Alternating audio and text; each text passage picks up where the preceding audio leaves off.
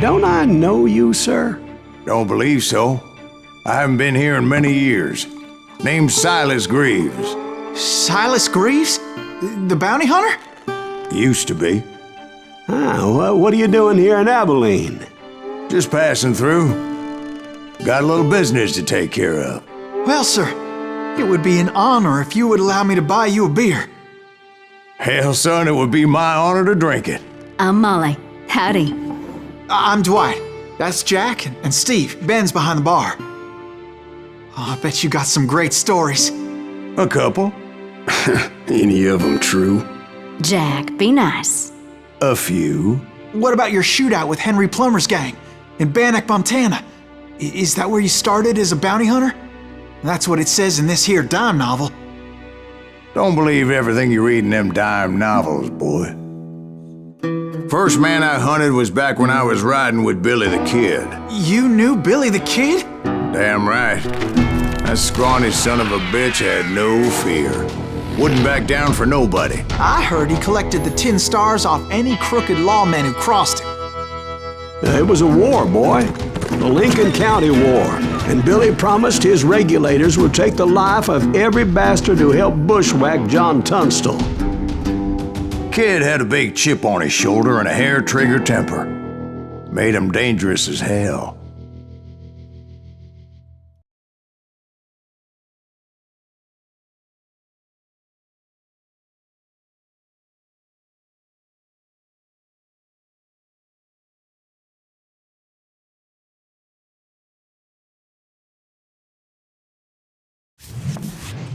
It was about 30 years ago.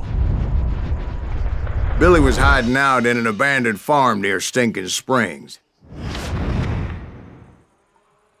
I threw in with the kid because the man I had sworn vengeance on was riding with Billy's enemies. But before I tell you why I want that sumbitch dead, let me tell you what happened that day. I was heading back to the hideout when suddenly I had this funny feeling. Funny, ha-ha? No, Steve. The other kind of funny.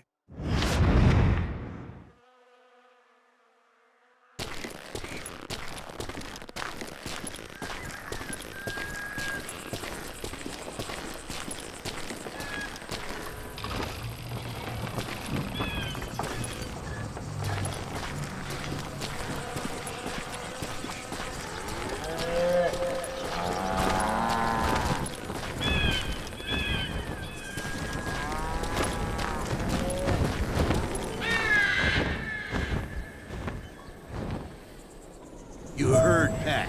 You need to stay here and keep an eye on the road. That's not fair. We're missing all the fun.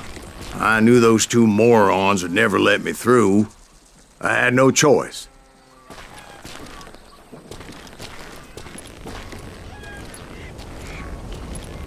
What the hell? Shoot that sumbitch! Die!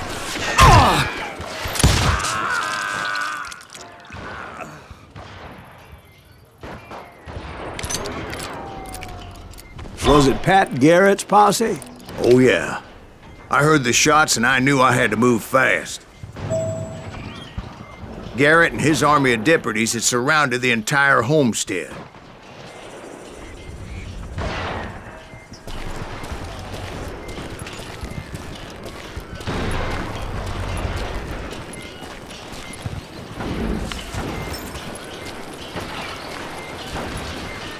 Fire at will! Spread out, goddammit! They're coming from the rear! I decided to help Billy and the boys out a bit. So that's just what I did.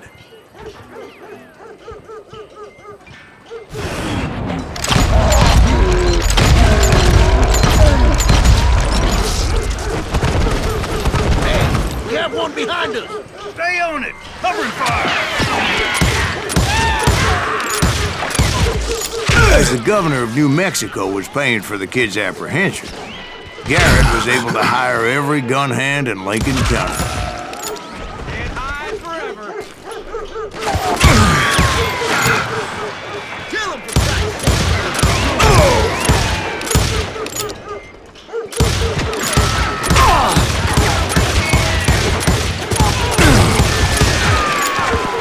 You think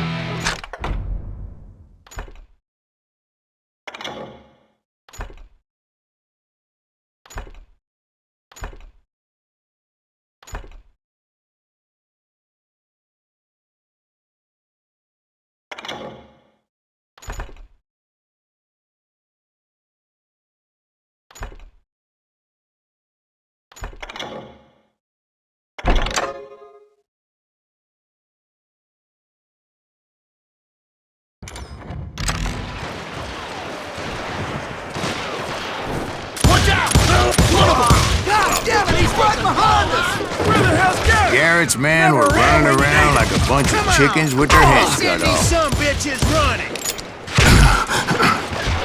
Listen to me. Still, one of them reached the water tower. Not a bad idea. It would be a turkey shoot from up there.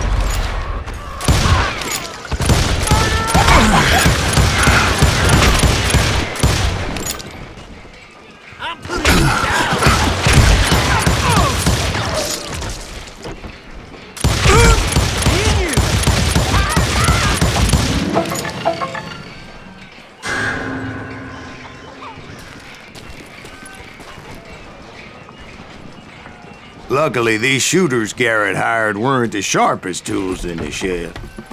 The right position is very important. Personally, I prefer to be on top. Oh, you do you? Indeed, darling. But where was I? Oh, yeah. A lot of them were saddle tramps or sod busters or drunken drifters looking to make a few bucks.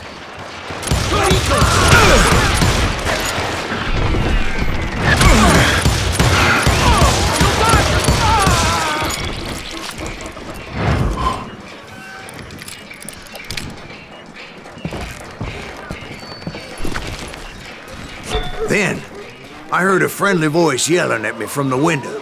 Back door! We'll cover you! Try aiming, you idiots. Truth be told, things weren't much better behind the house. Watch your flank!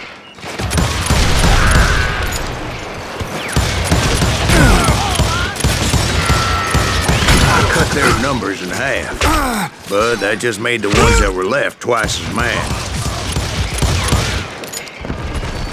I'm putting you down! They made up for their lack of skill with a seemingly endless supply of ammo. It was a bit of a slog, but I finally fought my way around the back of the house. And like that, I was inside, none the worse for wear. I passed Dirty Dave, and upstairs I found Billy and Charlie Bolton. Rat in a trap!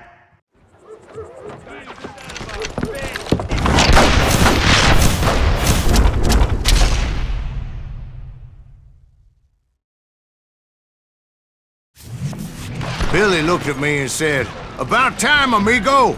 Grab a gun and get to the window." Wait, so you were friends with Billy the Kid? Yeah, sort of. Anyway, we were surrounded by dozens of deputized shooters who wanted to do us harm.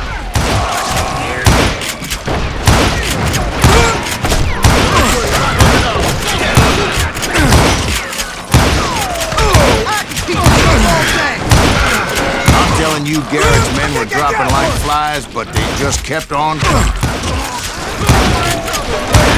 He's missing all the action!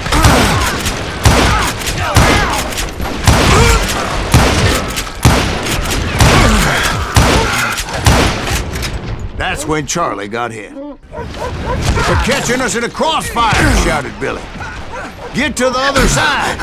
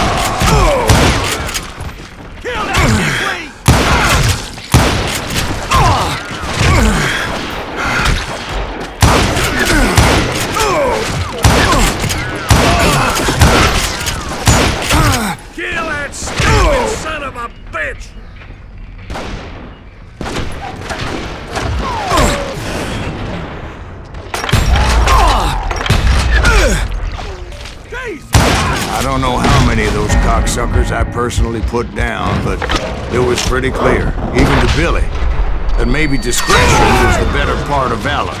What's that mean? It means that it was time to cut and run. They got a Gatlin, Billy shouted. Get the horses and bring them round back. I'll draw their attention.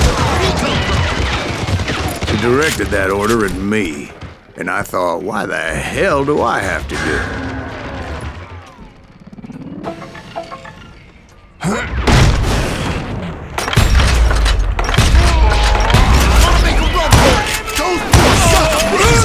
Many would have fled in my place. But I had that false sense of invincibility that many young men have. Like Jack here.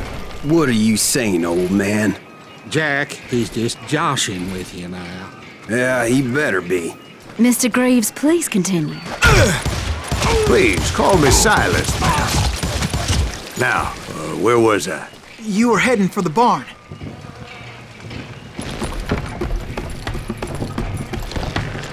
I'm gonna scalp your ass!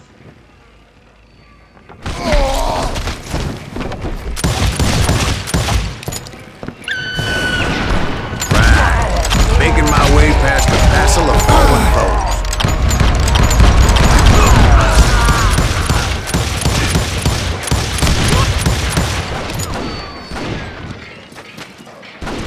I'm in here.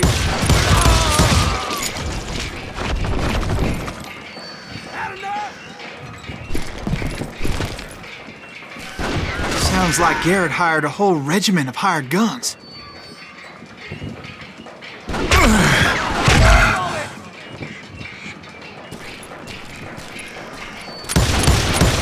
Yeah, and just when I thought I was done with them, more of these hapless bastards would pop up.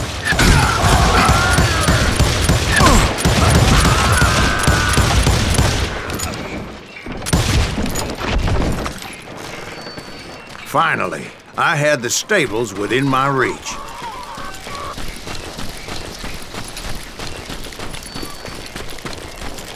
And that's when I met Sheriff Pat Garrett. I read that you went toe-to-toe with him, sir. That backstabbing bastard with that tacked-on tin star.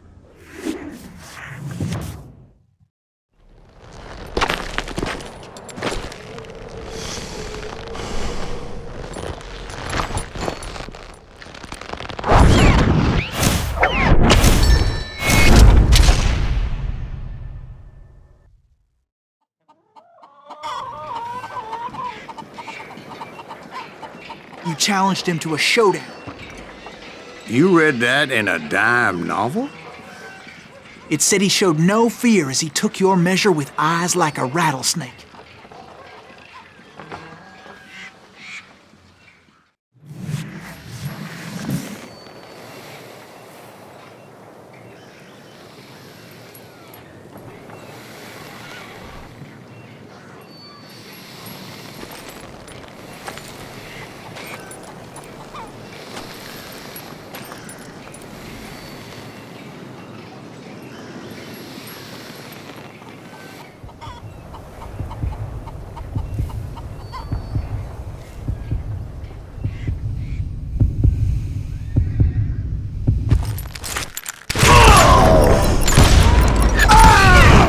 And that you killed him in a fair fight. Is that what that penny dreadful says? No, boy. That ain't what I meant when I said I met Pat Garrett. So let me start again. I finally reached those damn stables.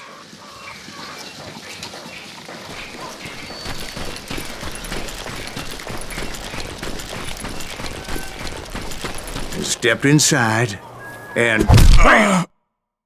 Last thing I heard was Garrett's voice. That's not Billy. And go on, how did it end? And, boy, that was just the beginning.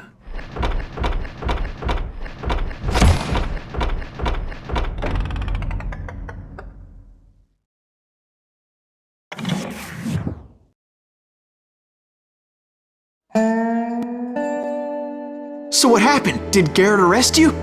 Yeah, after I came to, the bastard had clocked me with his Colt.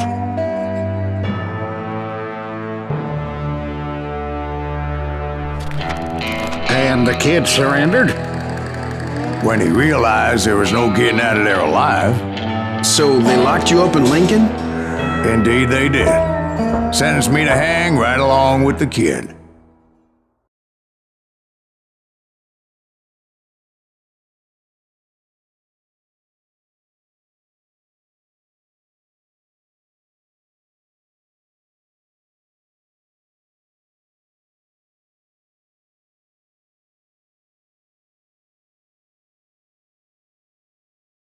It's important to know that I was only riding with Billy so I could find the bastard I was after.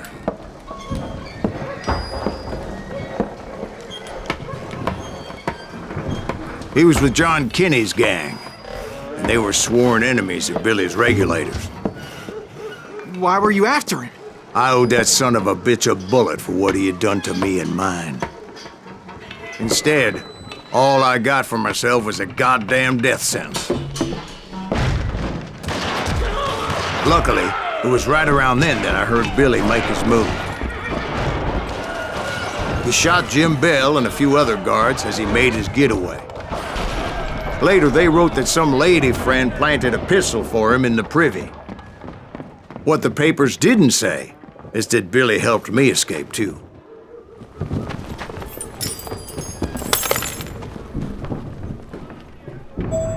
My first order of business was finding a firearm.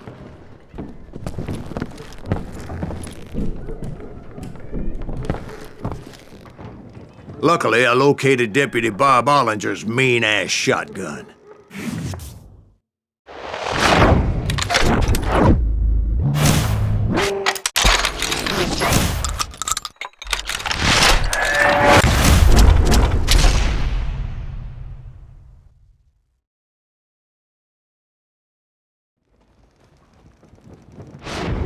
I saw Billy through the window, and he yelled that I should take to the rooftops to make my escape. So I did. Anybody see Billy? That little son of a bitch shot Jim Bell! Get away! Hell yeah. That scatter gun was like a double-barreled Howitzer. It could blow a man clear off his feet. You hardly had to aim the damn thing. Guards were everywhere looking for him. Oh my God! Anybody see him? I had to jump from roof to roof like a damn alley cat. I followed the planks where I could, but some of that wood was slippery as hell. The whole town was up in arms. Suddenly, I was the future. How the hell did the kid escape? Garry's gonna kick our ass!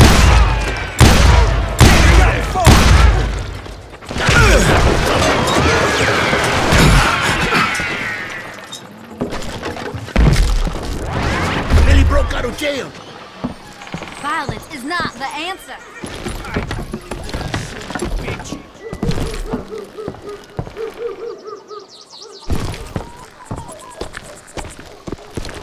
Shut the windows, lock the doors! So that bastard you were after, what did he do?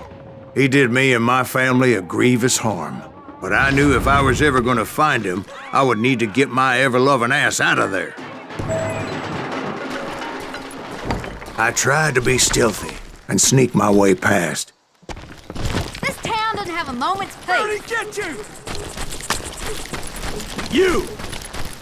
I got But hell, if they weren't all waiting for me. Apparently, some of them thought I was Billy.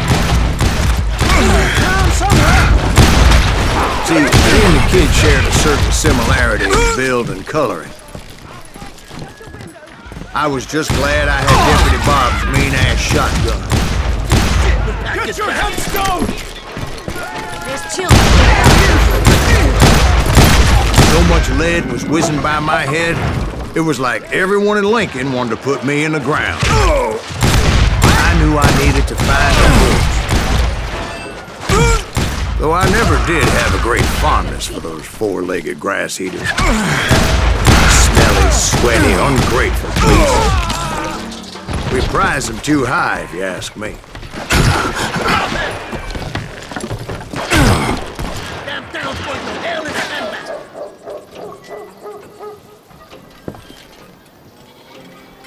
Let him get away!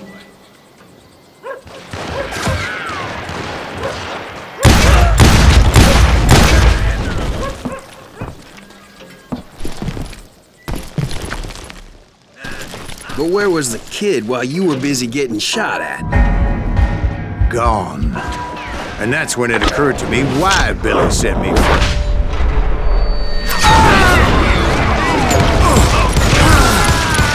So I could be a hapless decoy and draw attention while he snuck out of town.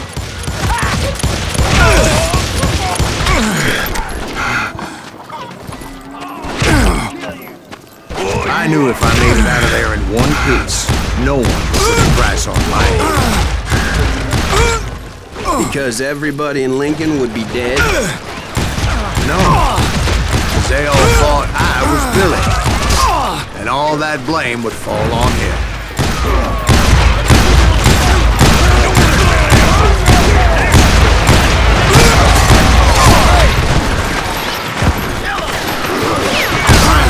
I found what I was looking for. A stable on the edge of town. I guess Billy saved your ass, taking out Bob Ollinger the way he did. Billy didn't kill Bob. Well, sure he did. He dispatched him right after he shot Deputy Bell. No, sir.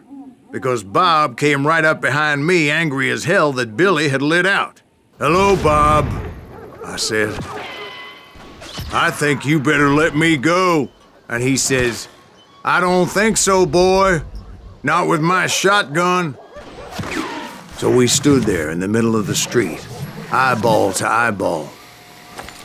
He intended to kill me, and I knew I had no choice but to defend myself.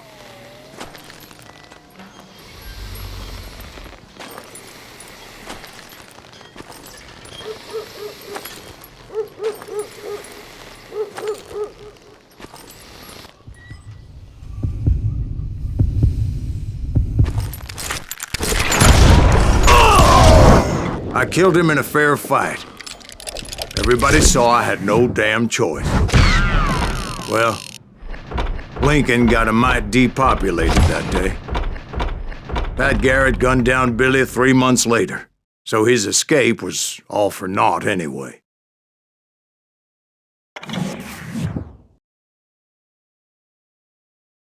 So where'd you go after Lincoln? Mexico. Until I realized nobody was looking for me. I ended up taking a job at the Rurales. The Mexican Rurales? I was hired to help them track down the Cowboys. The most vicious outlaw gang in Cochise County? Curly Bill Brocious? Johnny Ringo? Led by old man Clanton himself. They must have paid you a pretty penny to take them hombres on. Not really. But truth be told, I had my own reasons for going after those boys.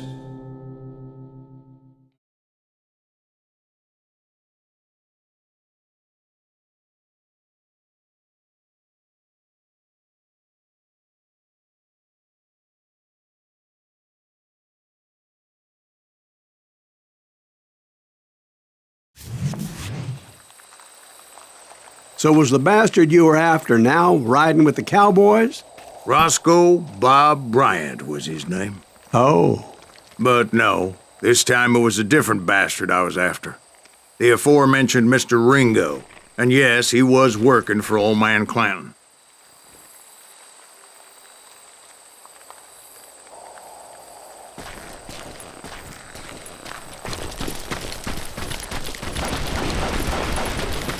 Where's he going?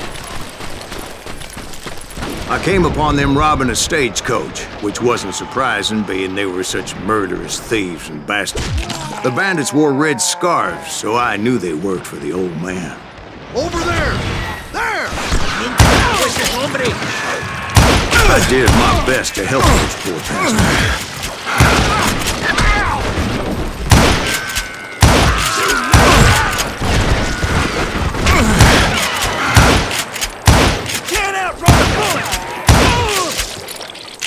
Moments later, the attackers were dead, and I checked the stagecoach to see how many passengers were still breathing.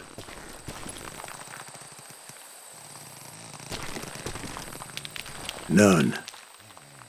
It was then I wondered if the rocks weren't hiding more bandits. Was that all of them? Or did I just hit the rear guard? I quickly got my answer. They attacked from on high like Apaches often did.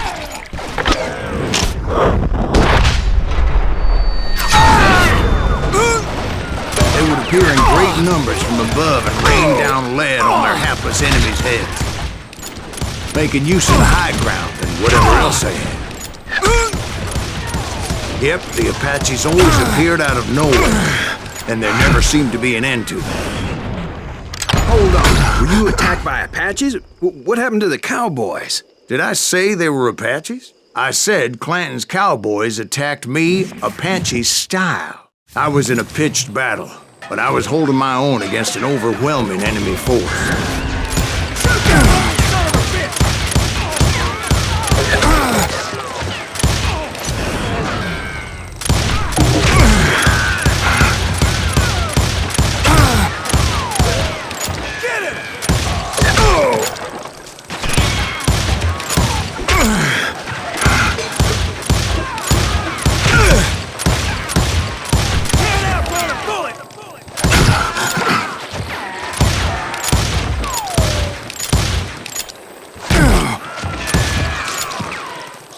See, at the time, I was still pretty green and would often blunder in regrettable situations. But I just kept shooting at anything I could see up in those damn rocks. I didn't see Ringo, but I knew he was with the Cowboys. He and Roscoe Bob had done me a dreadful wrong, and I was determined to have my revenge. But to get to Ringo, I knew I'd have to fight my way past these other assholes first.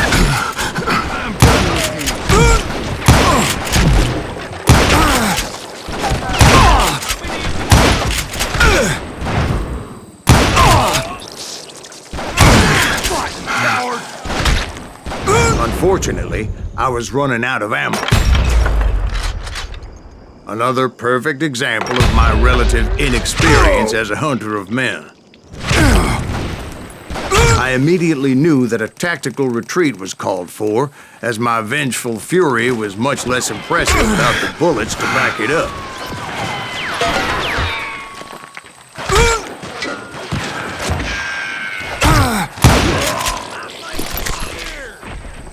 Finally, they managed to corner me. Trapped as I was, the odds of my survival seemed pretty slim. Luckily, serendipity was on my side as I suddenly spotted a way out of my predicament.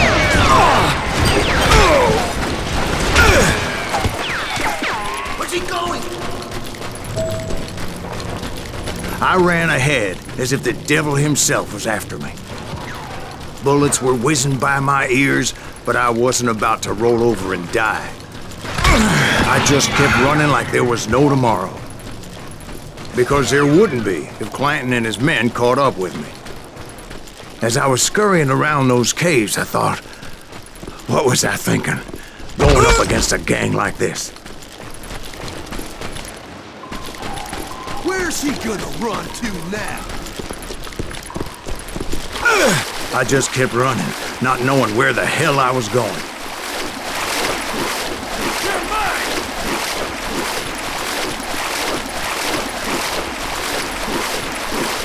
And that's when something miraculous happened. Like manna from heaven. I found the desiccated remains of what looked like an Apache warrior. The old weapon next to him supplied me with some much-needed ammunition.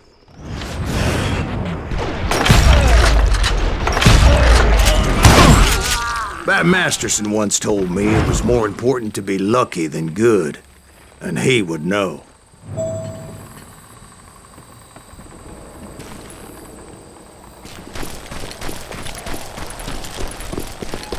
And imagine my surprise when I found a fistful of dynamite to go along with that ammo.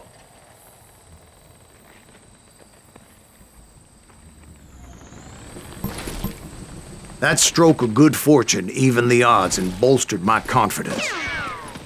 It was time to turn the tables. Time for the prey to become the predator. Time for the hunted to become the hunters. Time... All right, Jesus, we get it. They were right where you wanted them. That's right, Jack. I was done running. And the old man's boys were not expecting that. No, sir. I came at them like a wildcat. My fury knew no bounds.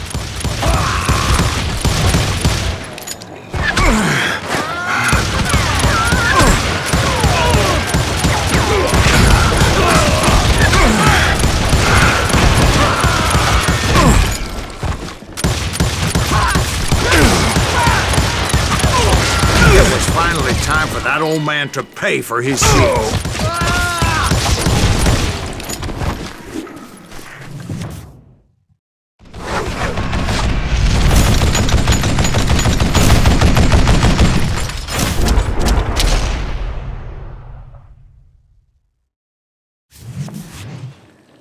I yelled out at the top of my lungs, "Clanton, I'm coming for you!" A little stealth might have made more sense, to be perfectly honest. Because that old fool had a Gatling gun and enough bullets to last him till kingdom come.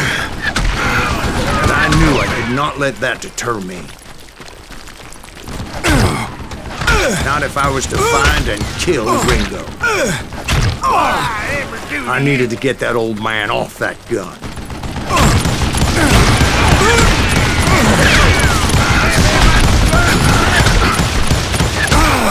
Goddamn bullet!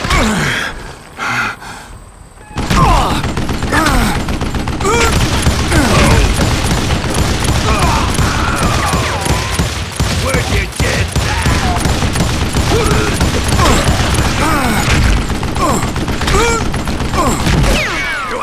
Reload again. Most everyone thought it was the Ruales who had come up against him in Guadalupe Canyon, but it was just me.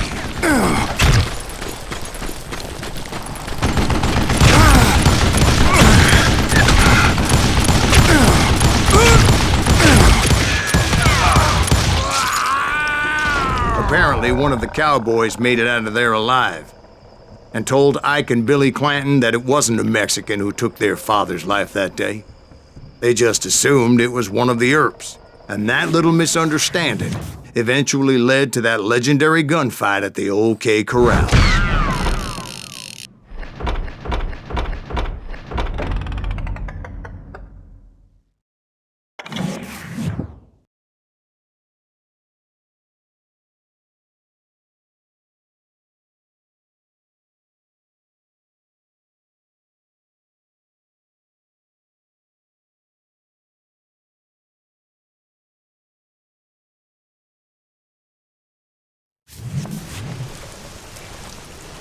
A few weeks after that dust-up at the OK Corral, I was still after Johnny Ringo.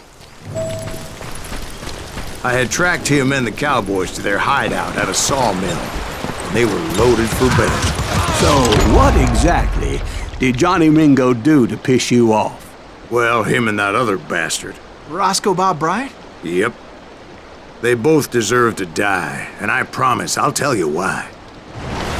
But first I need to tell you about the Cowboys' new boss, Curly Bill Brocious. Earth's coming! Get ready, boys. Curly Bill took charge of the Cowboys upon the old man's demise. And after that gunfight at the OK Corral, the Clantons wanted revenge. Hey, got something for you! So they murdered Morgan Earp and grievously wounded his older brother, Virgil.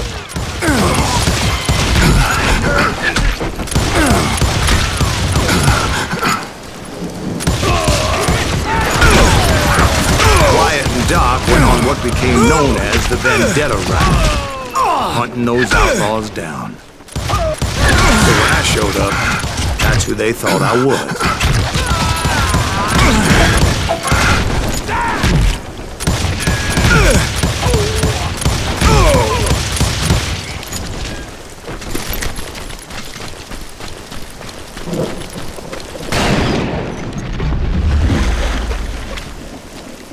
There were killers around every corner, all wearing red bandanas. That's how the Cowboys identified each other, and I was beginning to wish I had one myself. Time to die!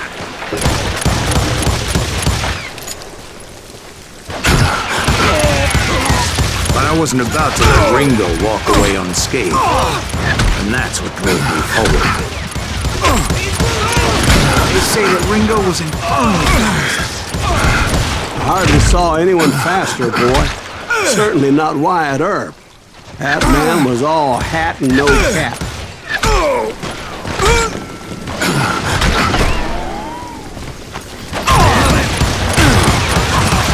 Earp wasn't much of a match for him, but Doc Holliday might be.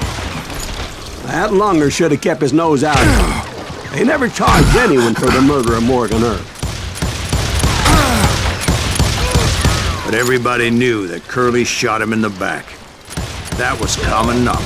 Well, maybe so. But Ringo had nothing to do with it. He was just being loyal to a friend. Is that what you call it? Being loyal. Well, to get to that loyal friend, I had to pass by some buzzsaws as big as a man. Excuse me, sir. I have a question. What's that, Dwight? After old man Clanton died, why didn't his son take over the Cowboys? Because Ike Clanton was dumber than a box of rocks and a yellow belly to boot.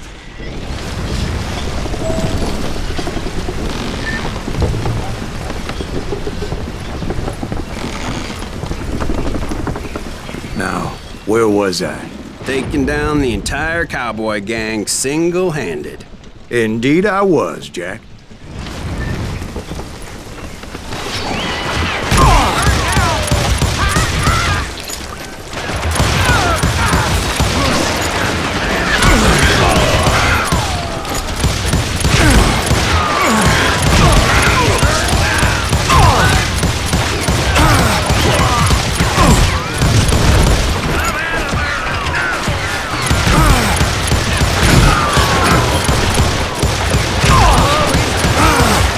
Wasn't easy as those boys had good cover.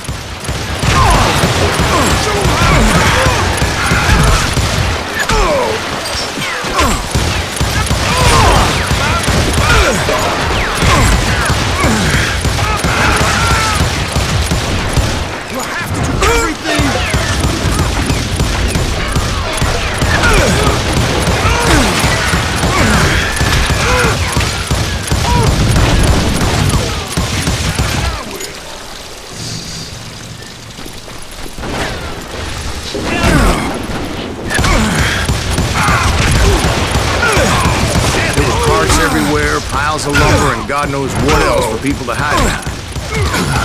That really was one hell of a sawmill. Quite an impressive operation.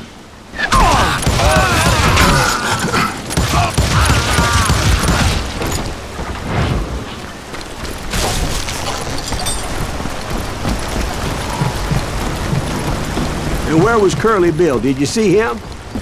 I'm painting a picture here. There was this beautiful waterfall and a crystal clear stream that led to a verdant valley that was truly... Consider your picture painted. What happened next? Well, finally the bastards that were still alive made a last stand.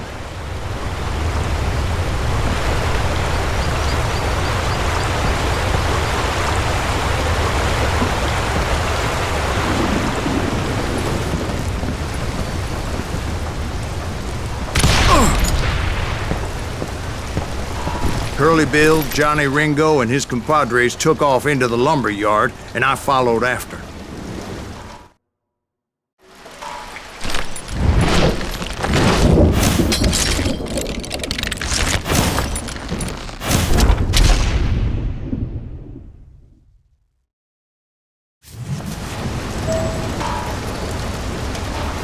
Are you saying they ran?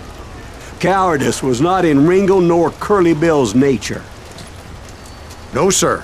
I never said they were running scared. They just wanted me out in the open.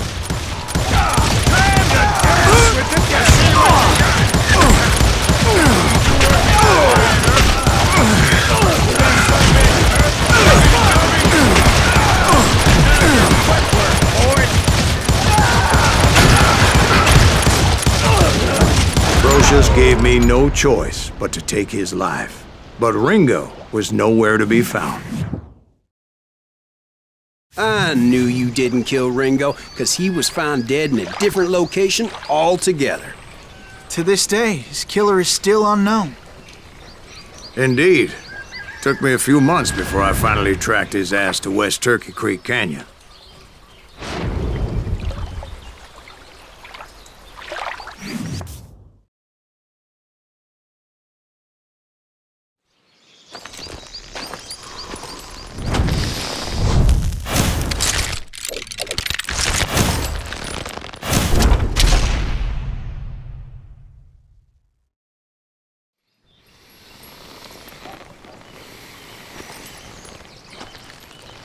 That's incredible, sir. I always thought that Doc Holliday was the one that killed him.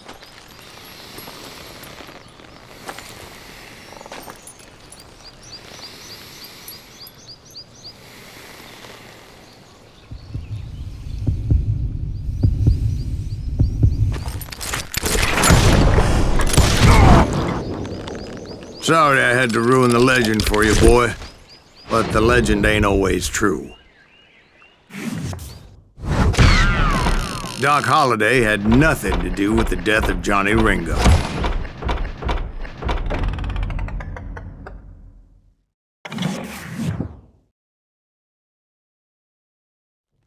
I was paid a healthy bounty for Ringo and Curly Bill, and realized there was real money to be made.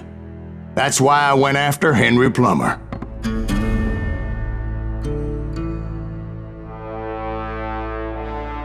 Now, wasn't he the sheriff who augmented his income by shaking down miners and robbing gold shipments? That's the one.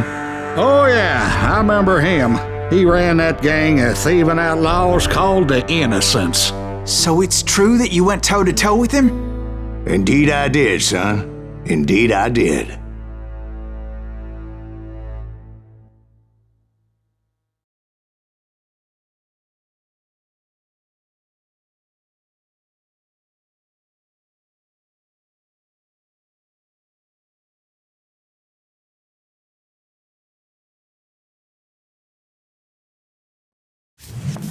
I knew I needed resources if I was going to track down Roscoe Bob Bryant, and hunting Plummer looked like a good way to get rich quick.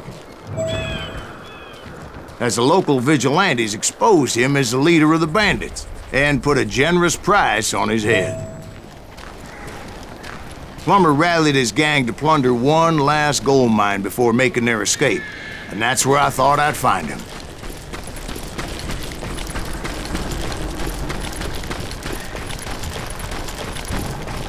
It makes me nervous standing so close to all these goddamn barrels of gunpowder. Why would you be nervous? No one has the... Oh, yeah? My late father pointed man, out to shut me up. more than once. God made men, and Samuel Colt made them equal.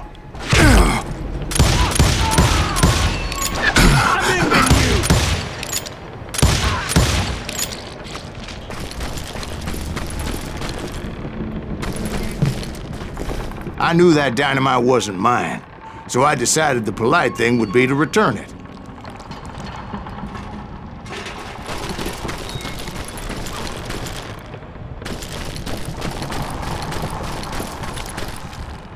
It was the biggest gold rush since Sutter's Mill in '48. Unfortunately, prospectors weren't the only ones drawn to those riches.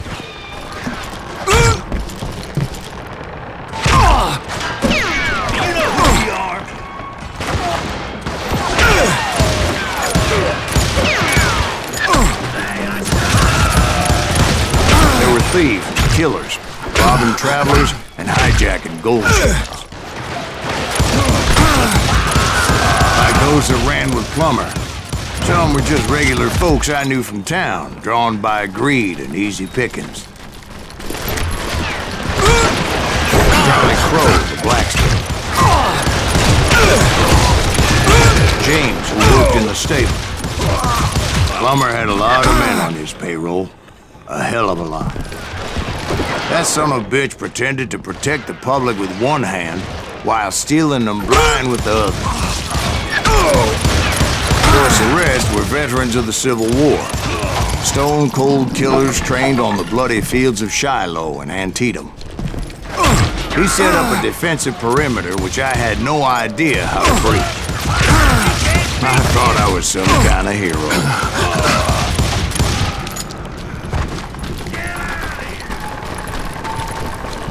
I finally made it past and headed on to meet my destiny. But first, I had something I needed to figure out. I had a few ideas on how to get into that mine, but once I made my decision, I knew there was no turning back. So my first thought was to enter the nearest mine portal. I saw an entrance. Made sense.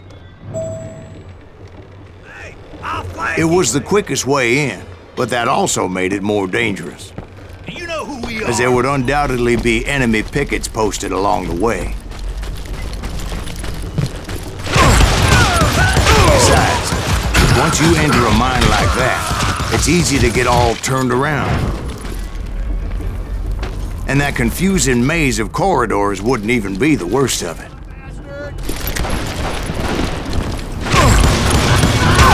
Some of those shafts could be as deep as hell.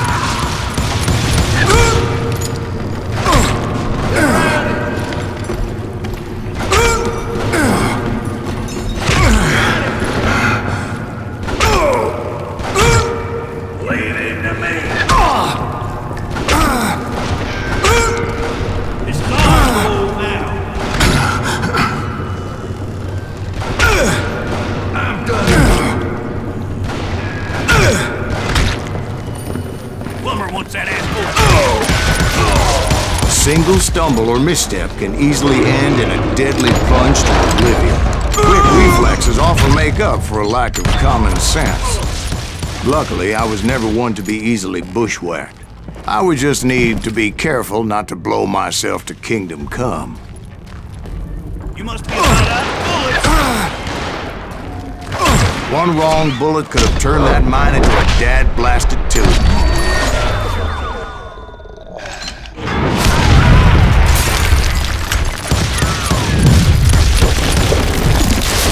I freely admit that my plan of attack was not just moronic, but clearly insane.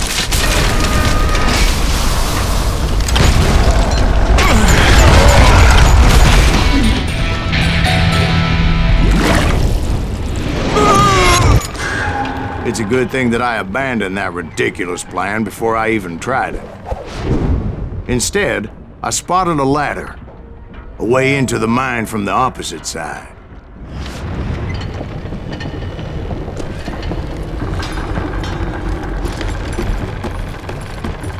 It was a long way around, but that approach seemed more sensible at the time. Of course, being I had a problem with heights, that scaffolding scared the bejesus out of me. Climbing down that ladder required some caution, because even though I had a younger man's reflexes, no man can dodge a damn bullet while climbing down a rickety ladder.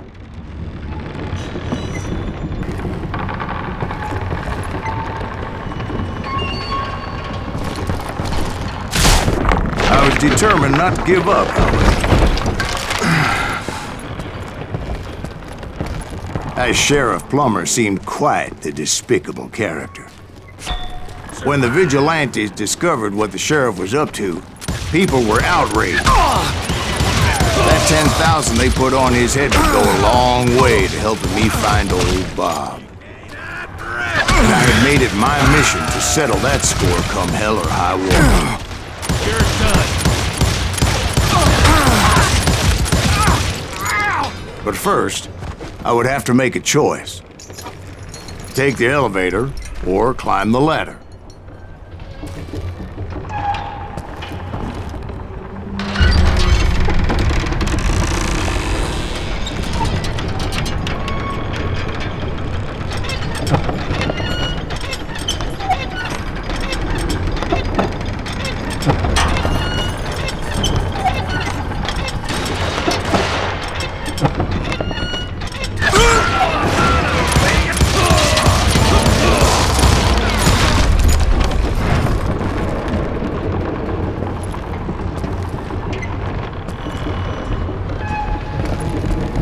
Plummer was a mad dog killer, and the people of Nevada City deserved it.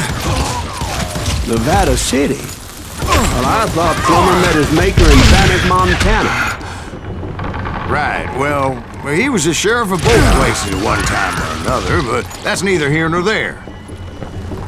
point was, taking him down would save a lot of lives, including my own.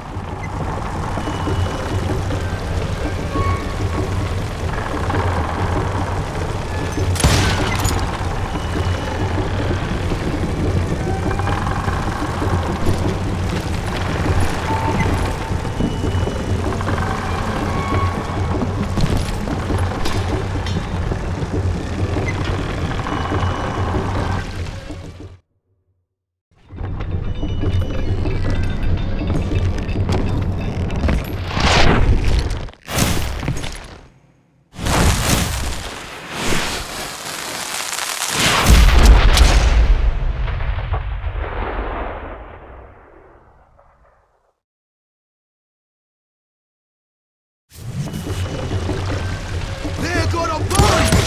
This day is just getting worse and worse for you!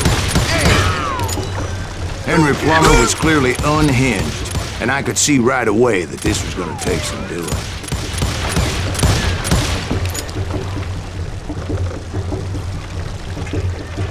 I can shoot too! It's gonna hurt! Go off!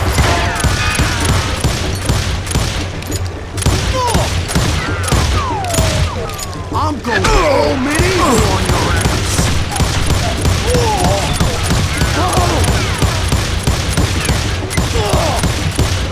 Knock it shut! I need some help here!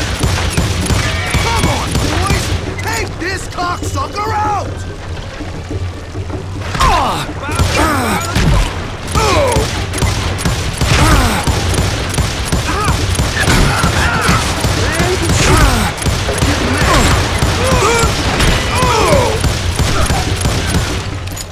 I'm gonna shoot you dead! That must have hurt!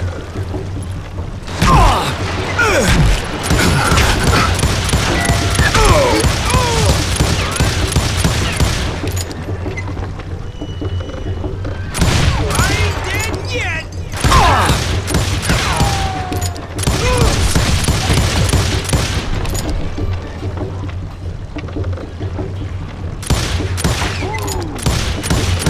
No blood money for you today!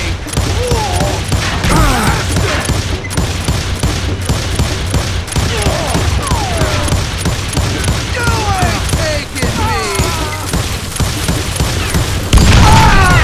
Chapping my ass! You want some more? You can shoot, but can you aim?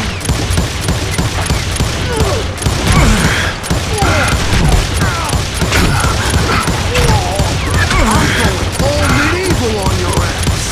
Bastard! You like that? I can shoot too!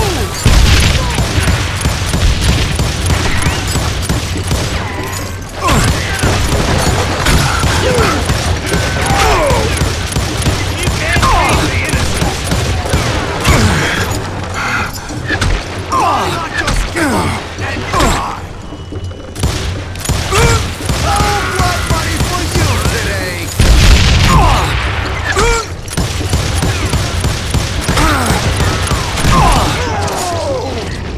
So that's how Henry Plummer died. Him and his crew were worth their weight in gold. And now, I was officially a bounty hunter.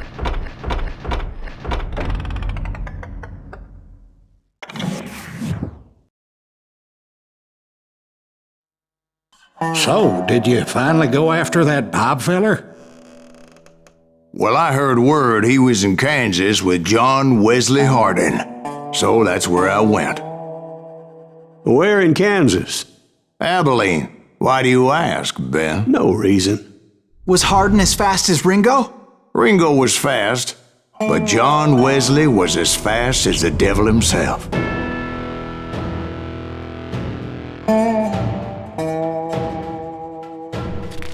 Hell, he killed his first man at 15. From that day forward, he had a price on his head and wouldn't back down for nobody, not even Wild Bill Hickok himself.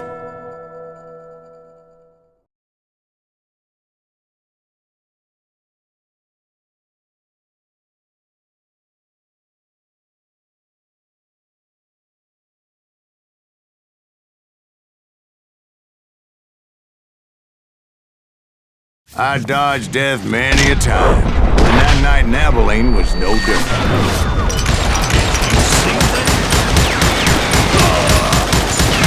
I thought the Texas Rangers got hard. Yeah, that's what they want you to believe. I was there with the intention of finding that bastard Bob and collecting the bounty on John Wesley. It was cold in a witch's tit and a brass bra that night as I fought my way past his loyal compadres.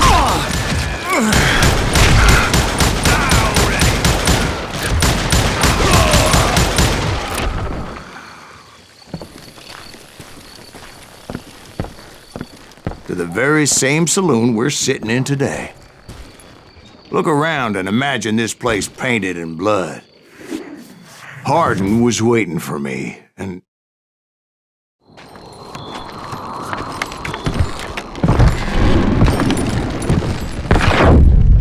Wait, I'm jumping the gun here.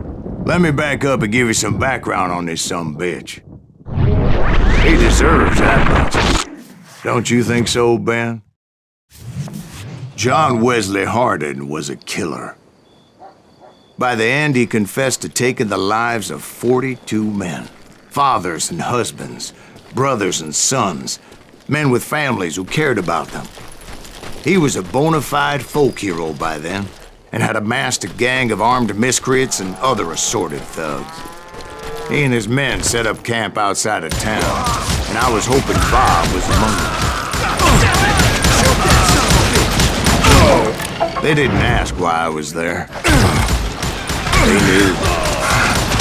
I had to spill a lot of blood to find out Hardin wasn't in that camp. He was carousing in town with his closest friends. Hardin's boys apparently didn't want me to reach the Bull's Head. Some were hightailing it into town to inform their jefe of my unwelcome presence.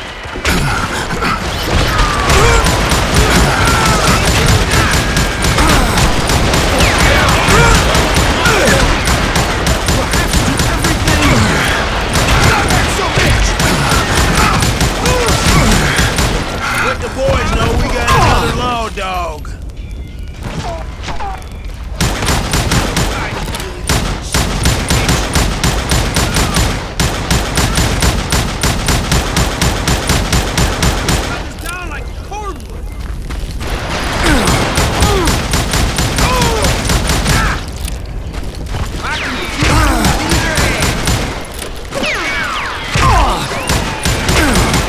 I wondered if Bob was among them.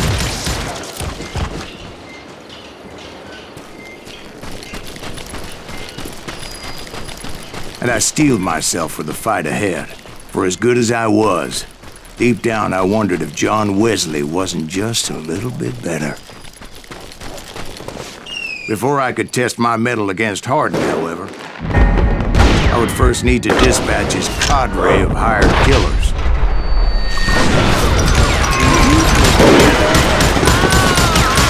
Most of these degenerates were beyond redemption, but John Wesley might have been a different story.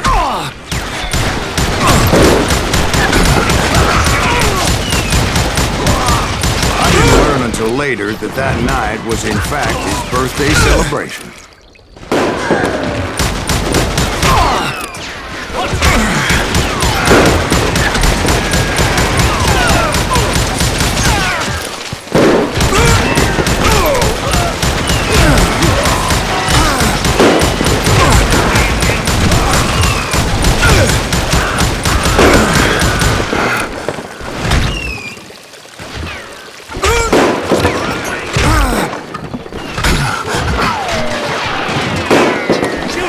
I think I already mentioned that I found Hardin in this very saloon.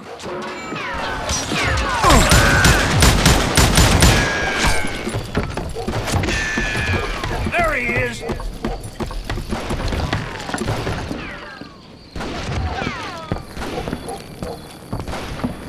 You better hide. Can't get a good shot at it.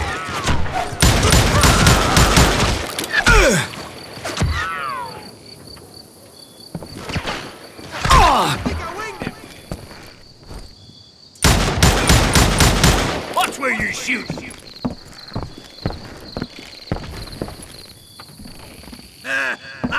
he's scared!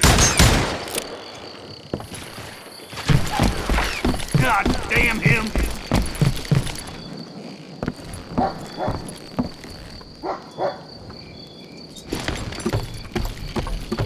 Shoot him! Shoot him! Yeah, you know you can't beat me. There he is!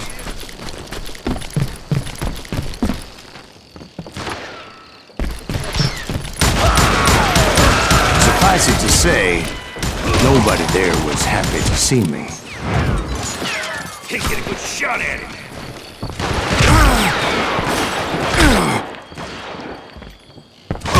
Got it!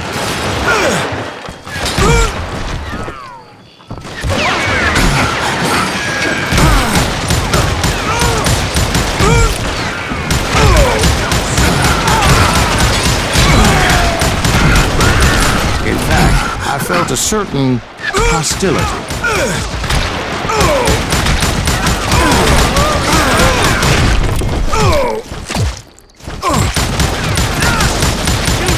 Shoot him!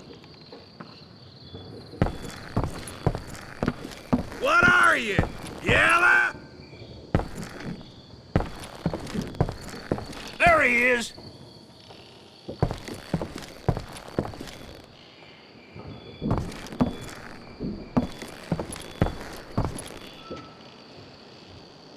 Can't get a good shot at him.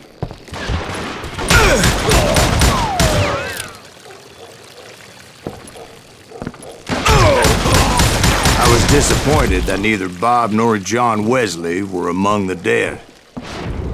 But that was short-lived, as a moment later I was facing down the fastest gun in the West.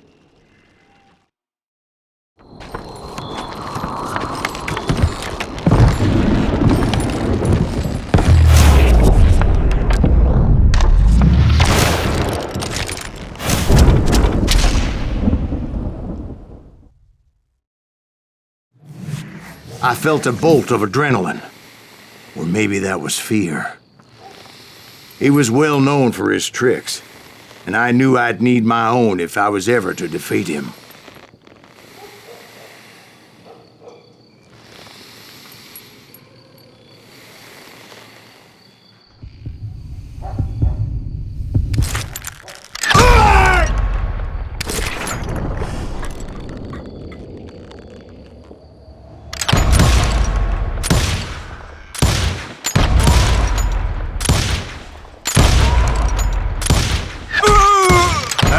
Faster than greased lightning.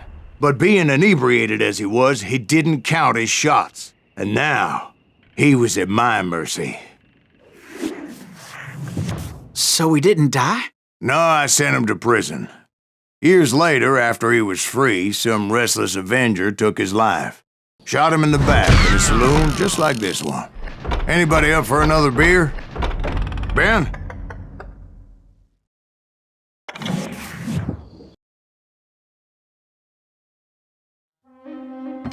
Thank you, darling. Yeah, some say revenge is a dish best served cold. So whatever happened to that Bob guy you were after? Personally, I'd like to hear some of your other adventures. Like, I don't know, did you ever go toe-to-toe with a red man?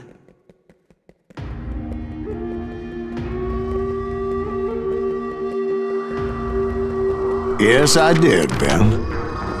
I remember once I was after this renegade Apache, Grey Wolf. Strangely enough, revenge was also his primary motivation.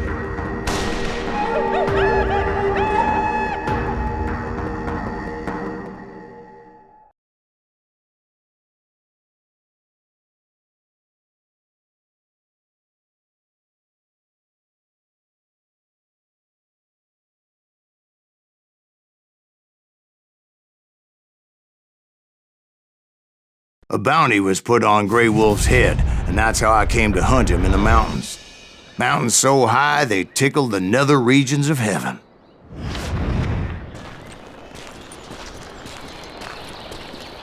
Grey Wolf was a Chiricahua Apache medicine man who had led a war party in revenge for a massacre against his people.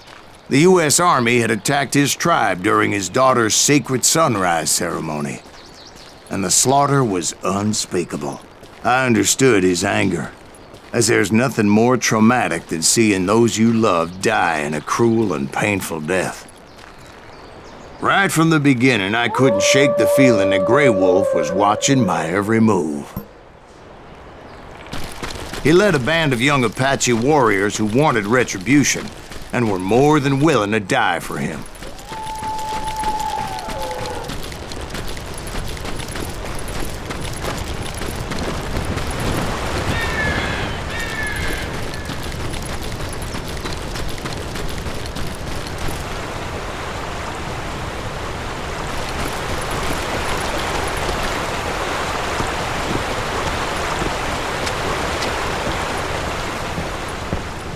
They saw me before I saw them.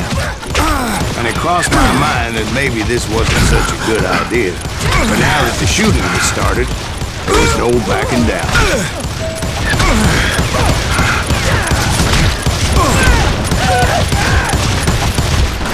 It was rugged country, the winter home of the Chiricahuas. And that's why they had retreated there.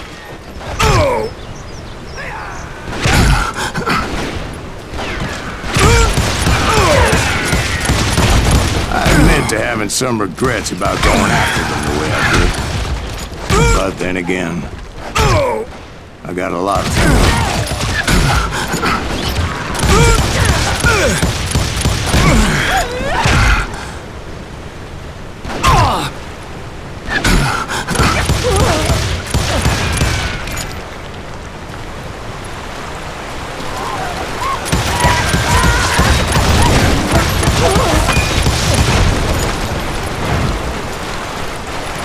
Did you find Grey Wolf? Not at that moment, but I did find the entrance to their hideout.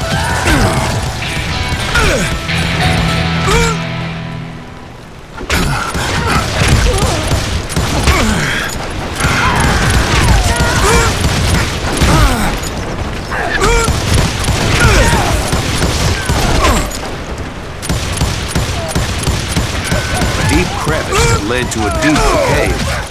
Tell me you're in there. Yeah, but it's not out of bravery so much as pure, angry cussing.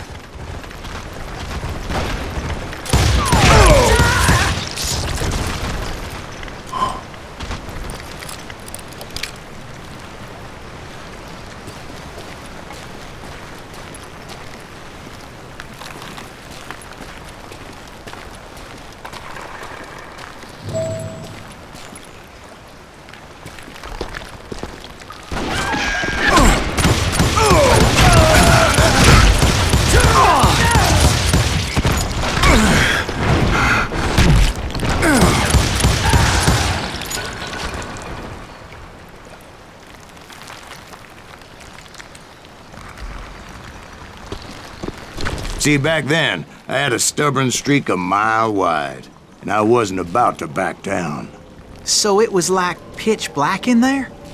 Actually, it was pretty well lit. They had torches on the wall.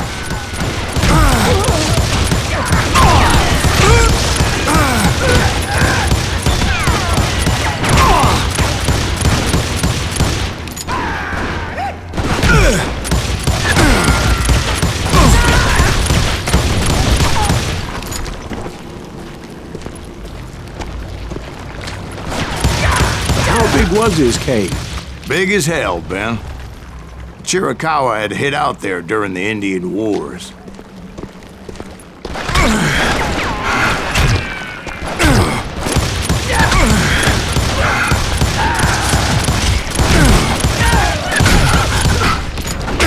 They thought it was haunted with the ghosts of those murdered by the horse soldiers. The cave was haunted with dead Indian ghosts?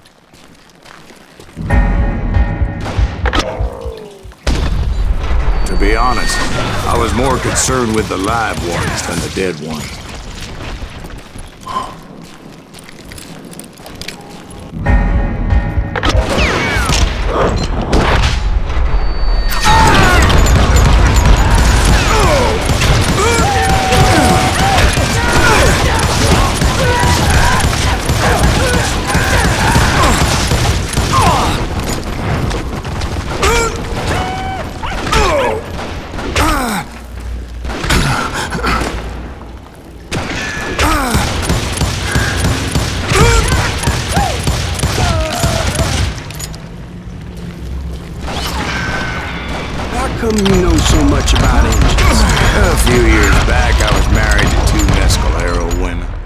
same time. Yeah, they were sisters.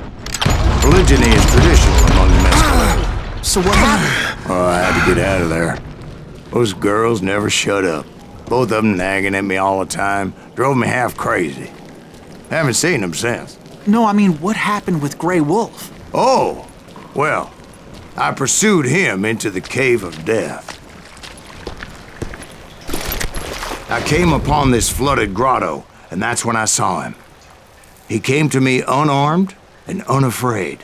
His voice echoed in the shadows, and I sensed he meant me no harm. You carry great darkness in your heart, and if you do not release it, it will claim your soul. The sound of his voice put some kind of ancient Indian spell on me.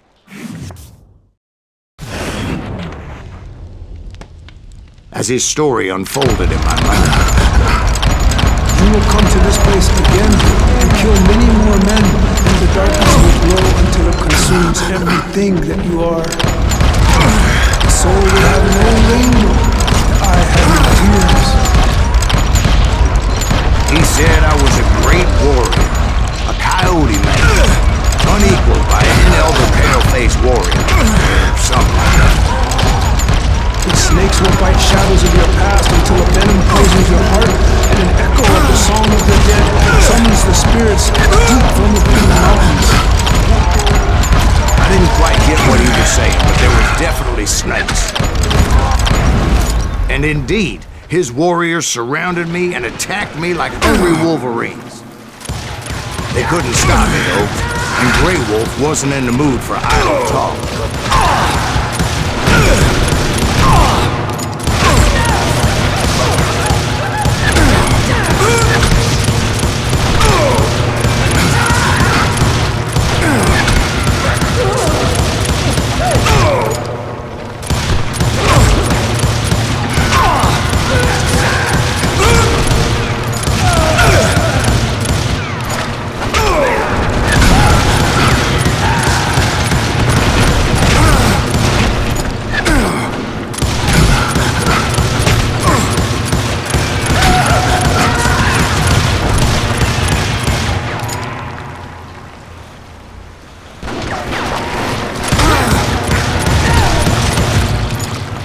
I swear I couldn't see any way out of this trap.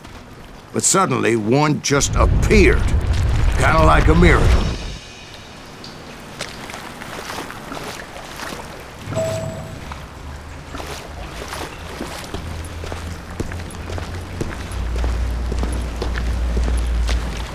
I felt like I would be lost in that damn cave forever.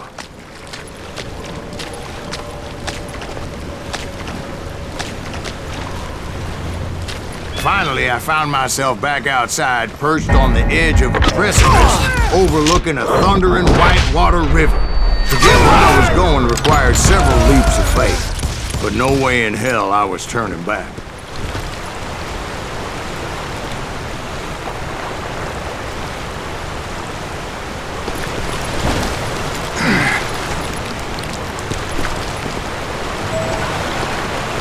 I chased after him, determined to make him explain the meaning of all that mumbo-jumbo. Mumbo-jumbo is right. Are you making this all up as you go? A few details may be fuzzy, brother, but I am relating exactly what happened to me. There were dozens of Apache warriors aiming at me from on high. Dozens? Well, maybe not dozens, but there was a lot of them. At least 3 or 4. More than that, little lady. I had a steep climb up creek ahead of me and scrambled up those rocks like a mountain goat.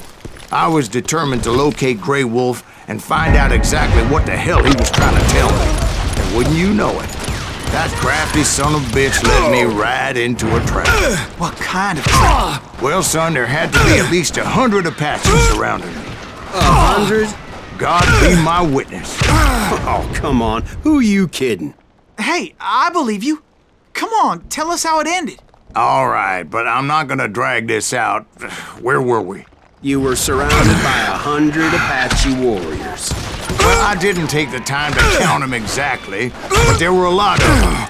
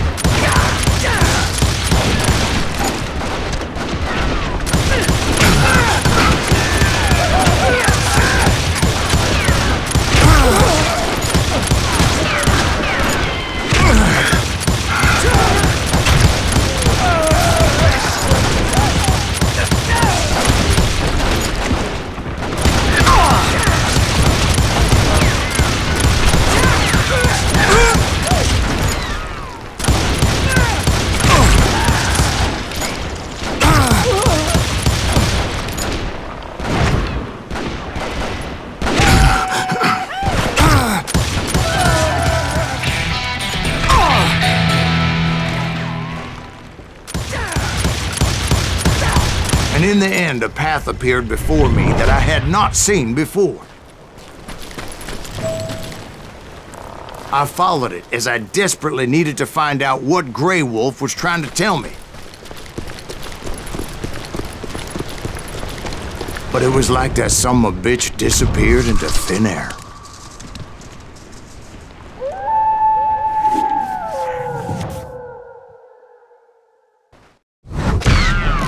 Never did find him. And never did collect my goddamn bounty.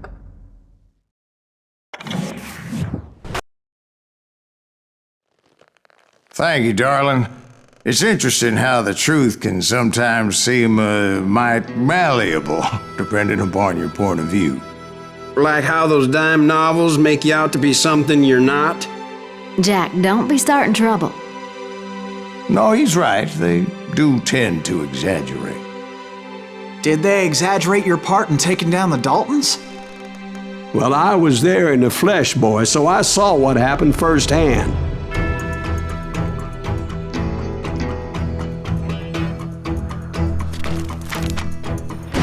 Those Daltons were lawmen once, before they all went bad, robbing banks and trains clear across the territory. Until Coffeeville, of course. I was one of the citizens who took up arms that day. Fighting on the side of the right? I did my best, sir. We all did.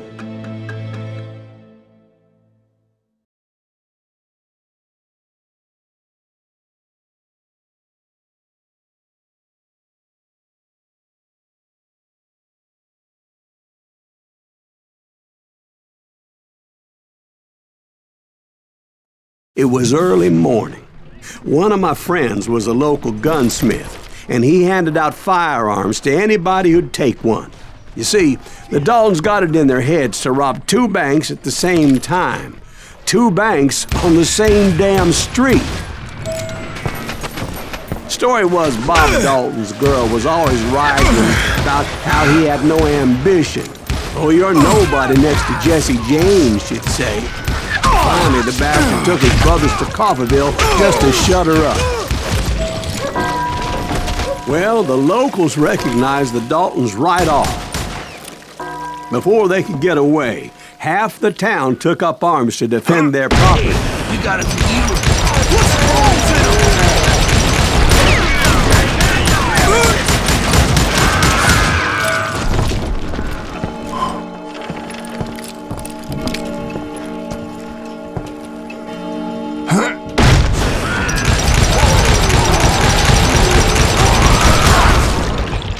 The brothers paid dearly for their stupidity, but everybody knows they had it coming. There's more to it than that. I read all about that day, so I know for a fact that it went down very differently. First of all, it was high noon. A posse of U.S. deputy marshals were on the rooftop across the street. Get ready, boys. They're gonna make a move. The lawmen had been tracking the Daltons for months. and now they finally had him dead to rights. But those boys had a reputation as stone-cold killers. The marshals took every precaution, knowing they wouldn't go easy. Among them was a bounty hunter feared by many a lawbreaker. The marshals tried to get the Daltons to surrender. They'll give up eventually. We just gotta wait till something pitches out. This bounty hunter knew that the brothers were far too proud to ever lay down their guns. He can't stand against the law!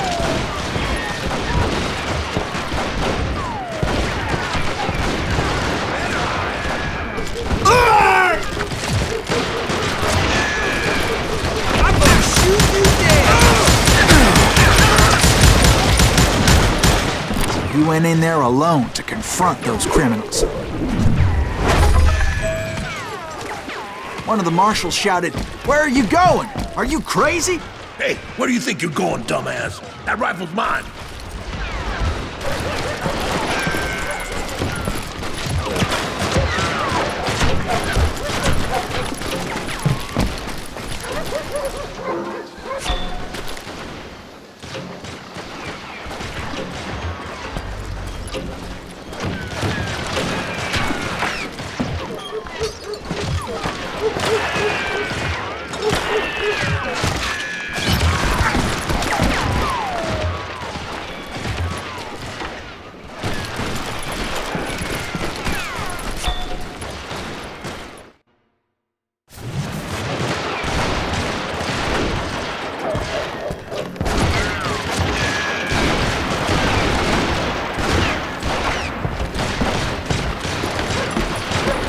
He paid him no mind.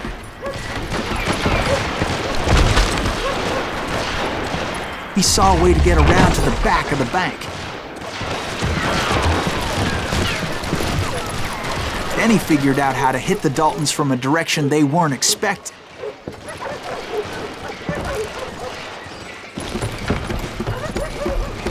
From above. Fortunately, a water tower was right there. A moment later, he was climbing up a steep ladder, laughing at danger as he did.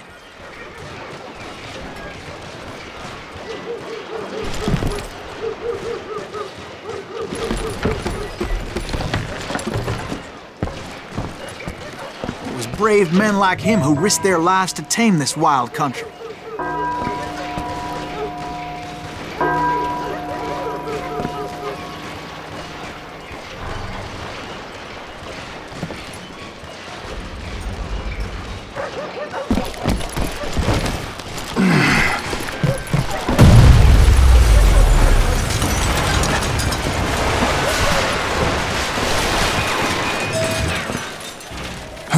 We've got company!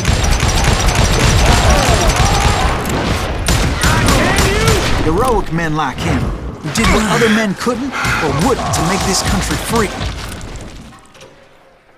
Like Jim Bowie and Davy Crockett. Is that who Silas died Greaves? defending the Alamo. Son of a bitch! One sorry son of a bitch!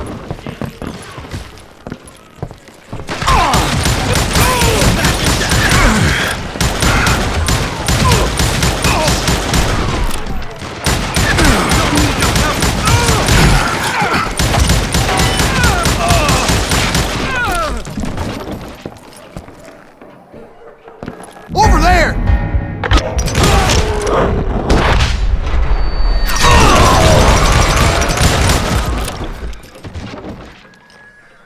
That's Silas Greaves. What the hell? Glam! He came away victorious, taking down those thieving Daltons.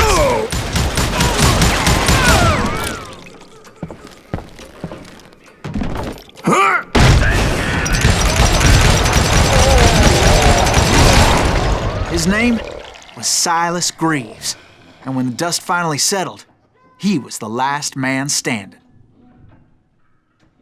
Sorry, kid, but that just wasn't the way it happened.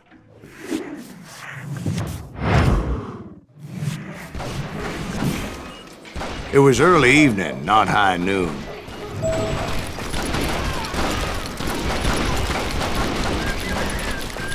I was late to the party and Coffeyville was already up in arms. The Daltons blew up a safe, and were all set to hightail it out of there. Those pathetic deputies surrounding the bank were dropping like flies.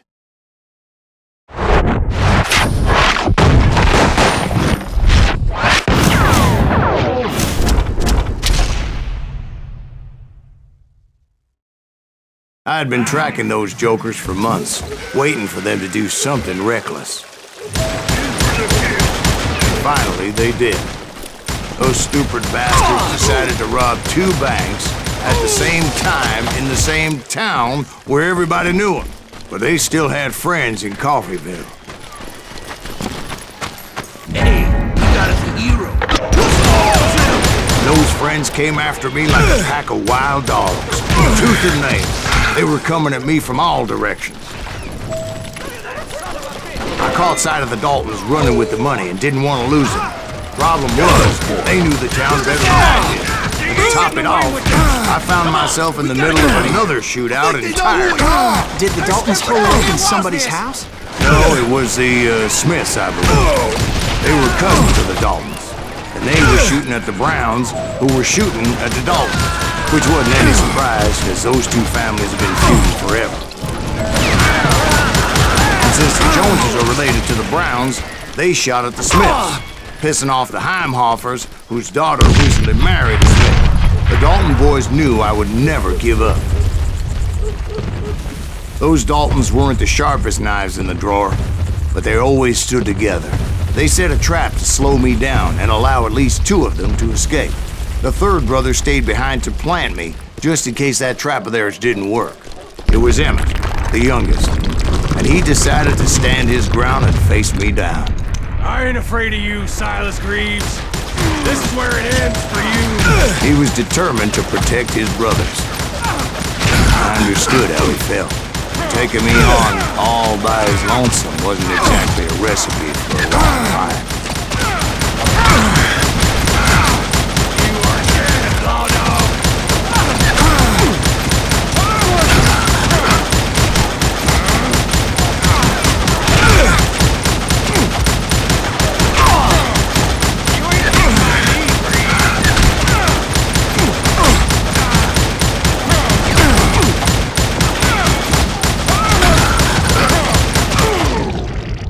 But Emmett Dalton survived the robbery in Coffeyville. He's the only Dalton who did.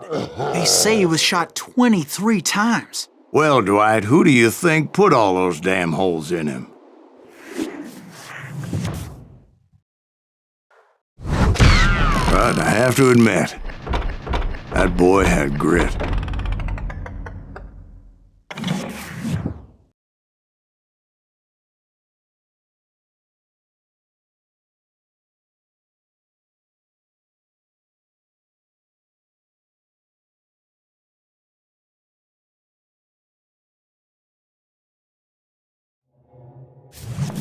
We'll get those suckers! It took me a couple of days to track the Daltons down. They can't get away with this! And in that time, a whole posse of local vigilantes offered to lend a hand. We'll track him to the ends of the earth. They seemed as determined as me to find those outlaws. But as we headed into those swamps, it was like I had my own private army. There was no way those boys were getting away this time.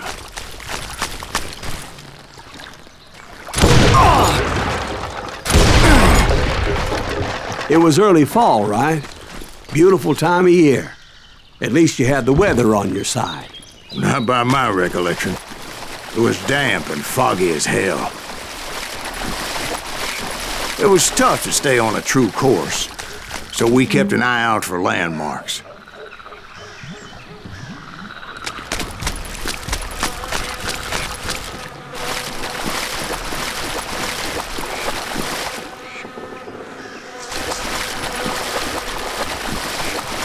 It was autumn.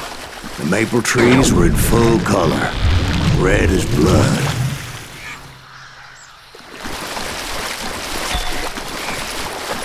The rains that year were torrential, so the whole area was flooded. The vigilantes had spread out wide, and pretty soon I couldn't see anybody.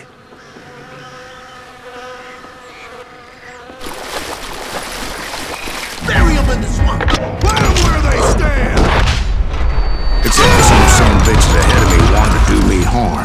So I had to face them alone. I wondered why my compatriots didn't come running when they heard the shots.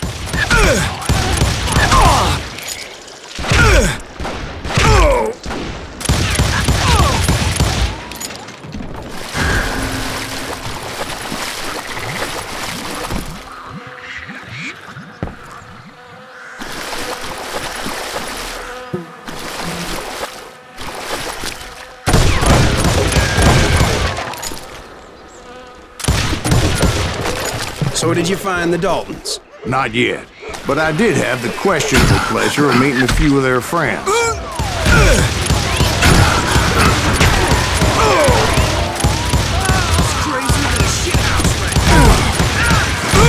The boys had established quite a reputation by that time, so they attracted all manner of riffraff to their cause.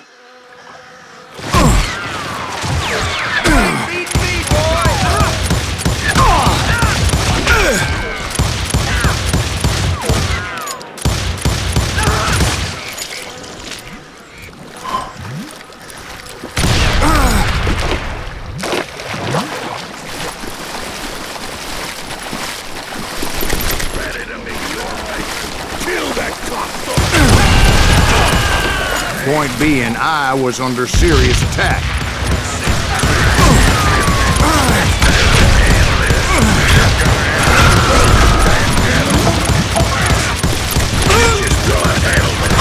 And my reinforcements was nowhere to be seen.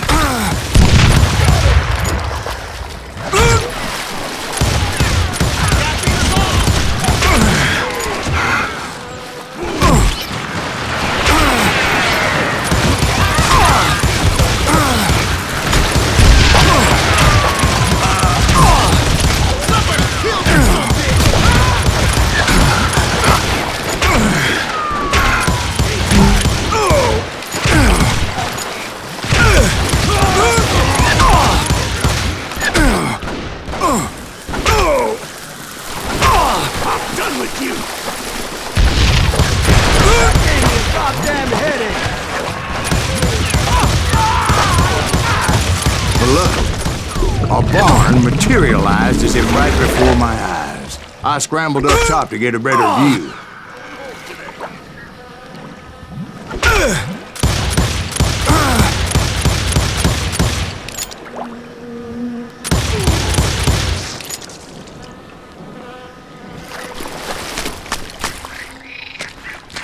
But just ended up falling inside.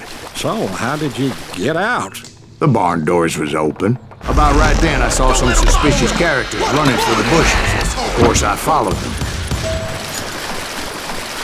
But that goddamn swamp was like a goddamn maze, and pretty soon I had no goddamn idea where I was. Steve? So I just started walking, and pretty soon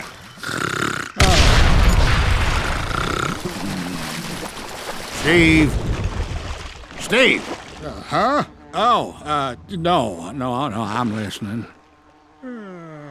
Indians surrounded me from all sides.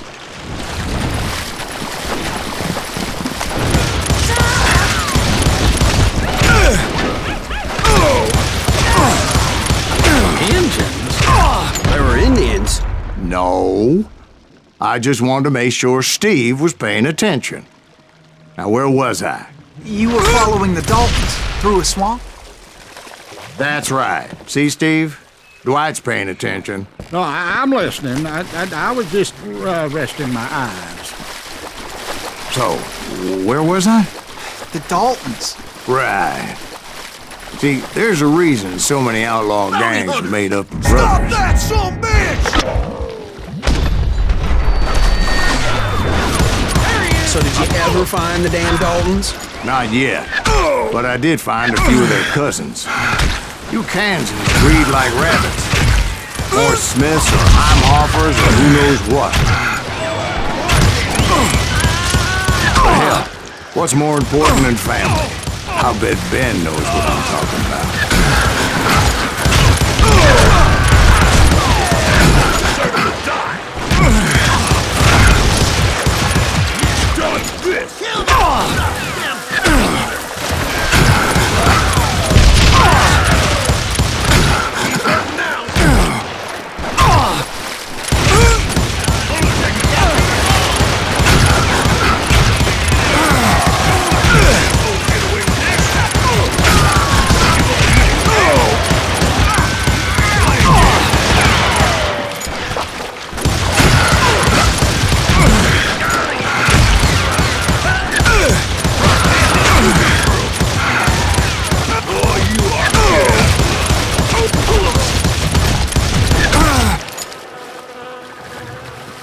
Now what?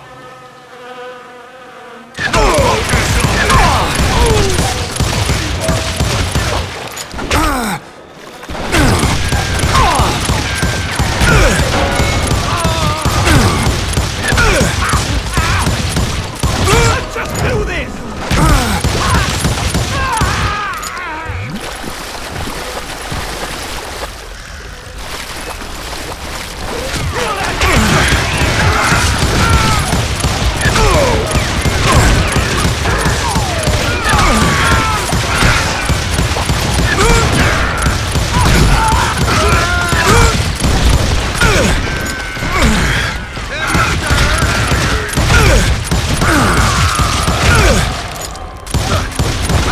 Those Dalton boys were out there somewhere, standing together against anyone who would threaten them.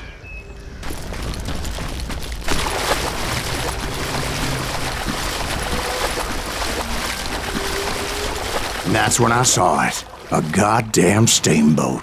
A steamboat in a swamp? Yeah, Steve, but this wasn't much more than a wreck, really. But how'd a damn steamboat end up in the swamps? Yes, it floated off during the flood of '89. Now, was it a stern-wheeler or a side-wheeler? What? Does that really make a difference, Steve? It was a steamboat with a goddamn army on board. It was then that a fusillade of bullets come raining down from on high, and those vigilantes who accompanied me weren't anywhere to be found. But among those men that were shooting at me, I thought I saw some familiar faces. Somewhere up there, the Daltons were waiting on me.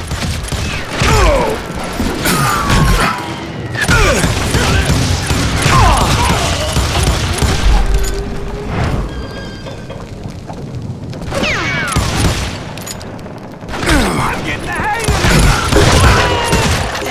You're a son of a bitch! Die, irritating bastard!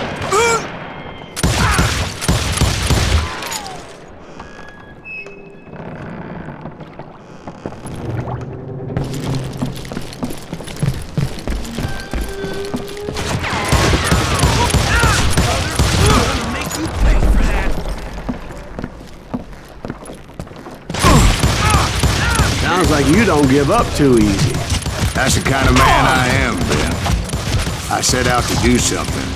I do it. Surrender just ain't in my nature. Plus, I'm stubborn as hell.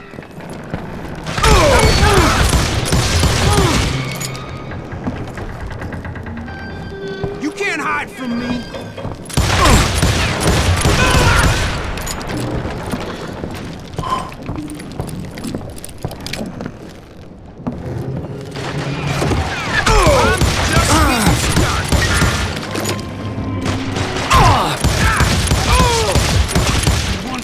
Son of a bitch!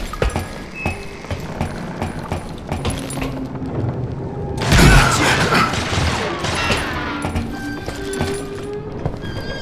You better hide!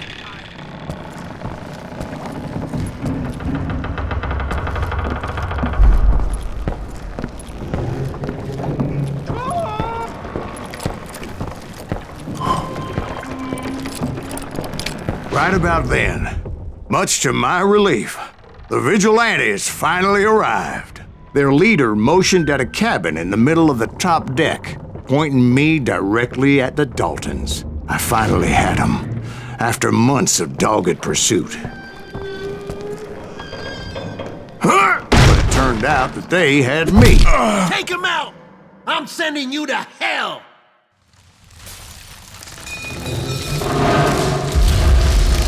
The Daltons had played me like a fiddle. Apparently, the vigilantes were on their damn payroll. They didn't just want to shoot me. They wanted to burn me alive.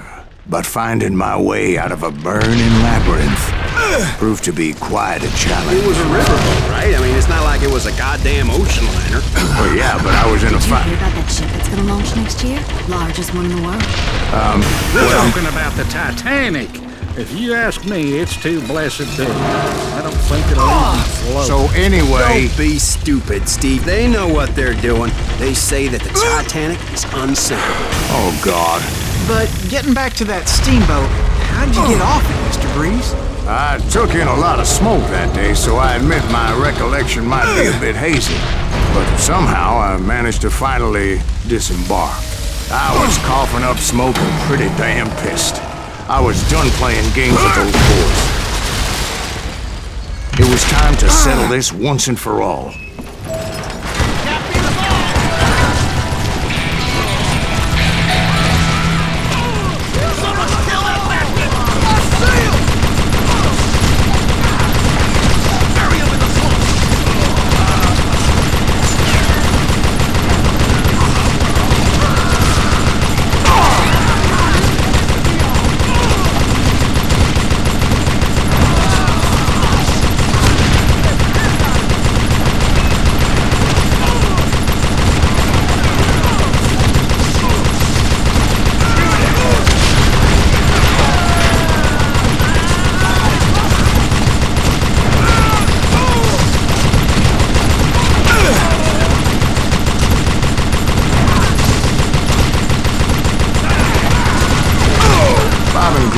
About to come at me one at a time.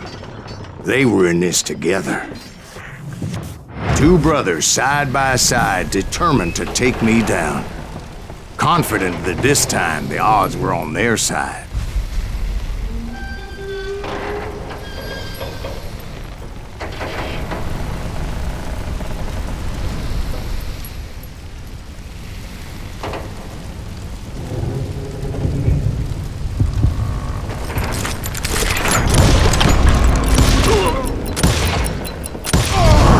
They got it wrong. A sad end for those two. If they'd only known that Emmett was still alive despite his wounds. Paroled 14 years later, he moved to California and sold real estate and lived off the legend of that fateful day.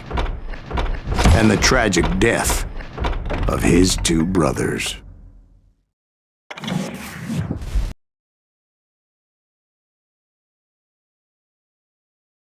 My own brothers died tragically as well, truth be told.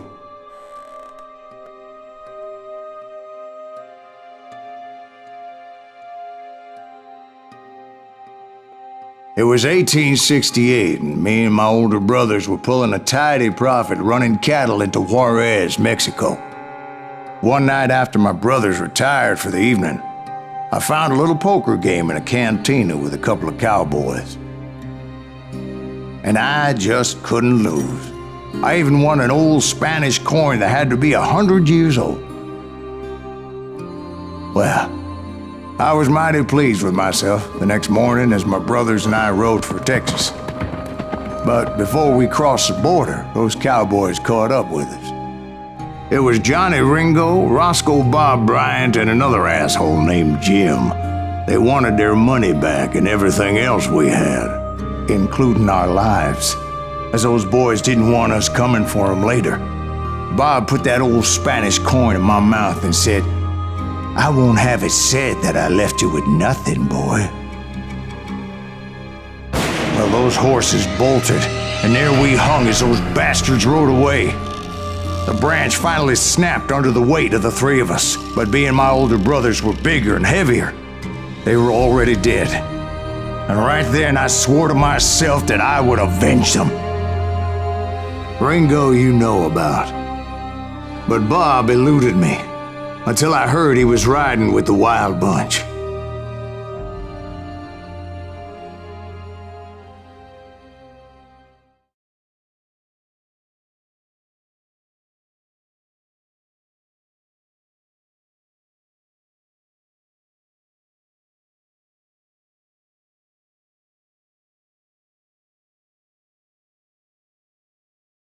I'd been on their trail for months, ever since they left their hideout in the Bighorn Mountains. Led by Butch Cassidy, they were a loose association of outlaws who robbed banks and trains from Colorado to Montana. Among them was the Sundance Kid, and that murderous hombre I was tracking, Roscoe Bob Bryant. They blew the bridge with the intention of forcing the train to stop. Well, I assumed the Wild Bunch was likely in the still intact part of the train high above. I was determined to make that sumbitch Bob pay for what he did to my brothers.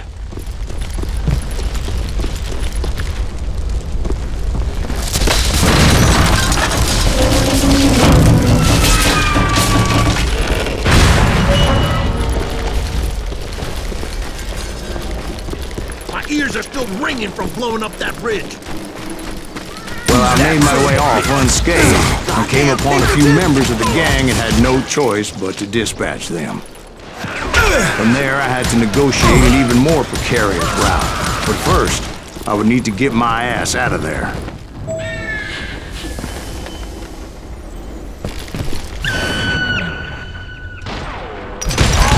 I jumped from the frying pan into the fire as the train was clearly fixing to fall. I had found the gang, but in order to find old Bob, I needed to fight my way forward past a whole passel of desperados.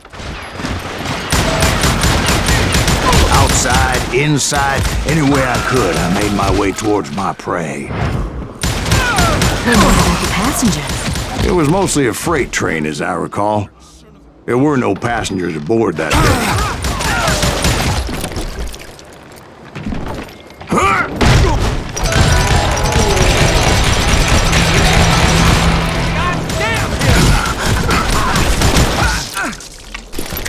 As I mentioned before, I am not fond of heights, but I was too busy dodging bullets to worry about falling to my death. Odds were I was likely to die that day anyway, so I was determined to take down as many of those bastards as I could.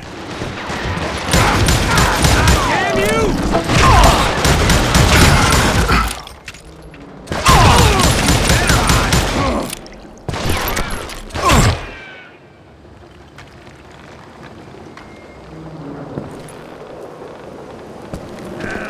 At times, it was like shooting ducks in a shooting gallery. The only difference is these damn ducks shot back.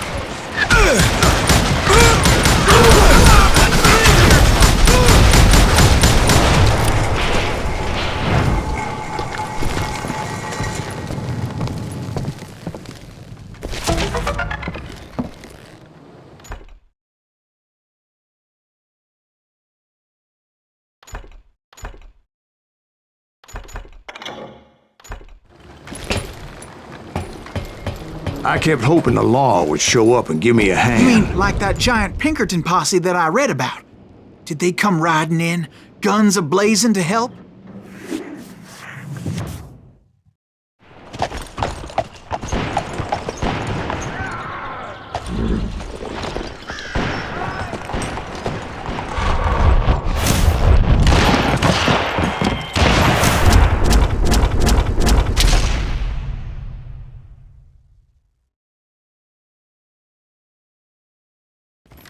Help? From the Pinkertons? No, son. I had to fight the Wild Bunch all by my lonesome, as usual. Who the hell is that?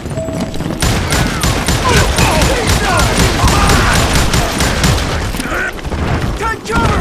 Retreat! Retreat! Killing everybody!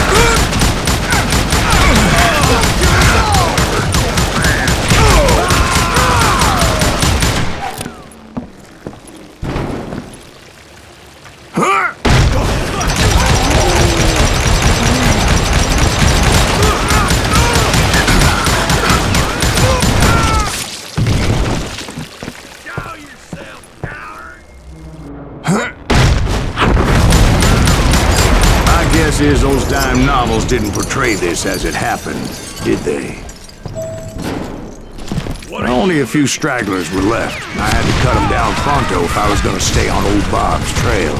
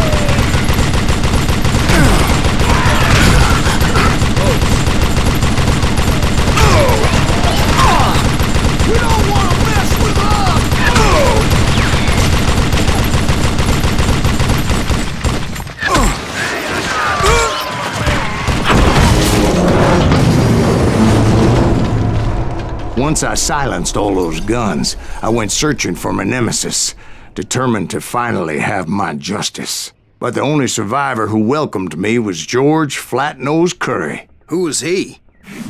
The fastest gun in the gang. Right after Sundance, I mean. And Kid Curry, and maybe Elsie Lay. Though some folks might dispute that.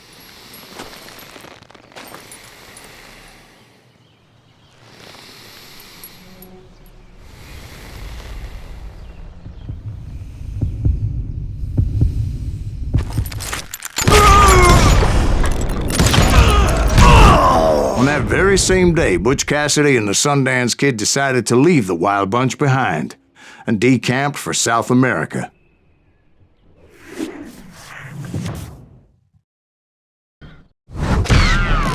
They ended up living down there for many years, but I'm sure you already know all about that.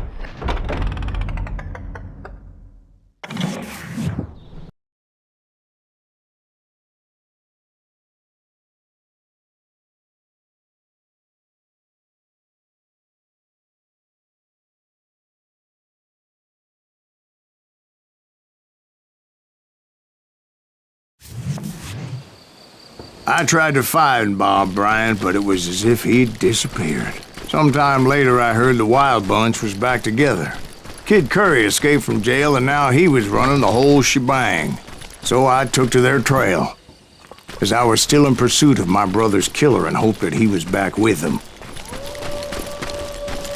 That Kid Curry's kinda crazy, ain't he? Anyways, I tracked those boys to a camp right outside Parachute, Colorado.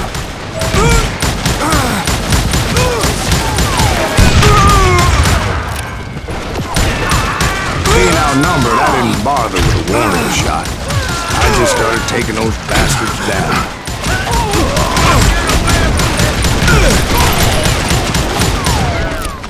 Old Bob wasn't among them, and neither was Kid Curry. I could sense him close by, however, plotting something nasty. I just needed a clue as to their whereabouts.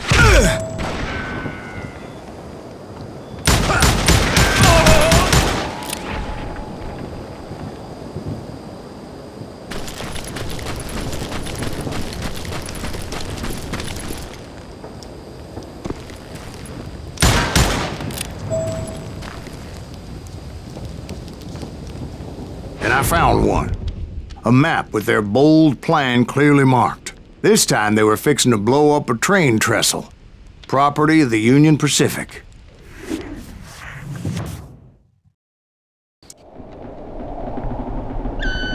The plan clearly indicated how they were fixing to undermine several of the weakest wooden supports.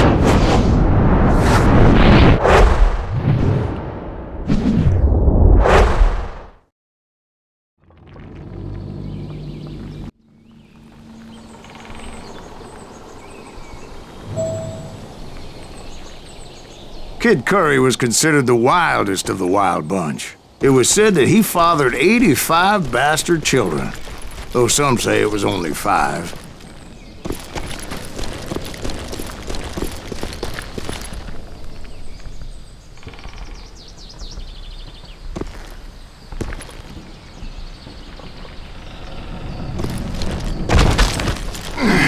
Kid Curry had bragged to a whore how he was gonna rob a train heading to the U.S. Mint in Denver.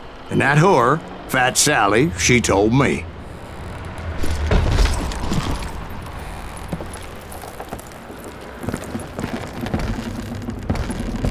The bridge was rigged with dynamite, so I decided I'd best be careful confronting those bastards.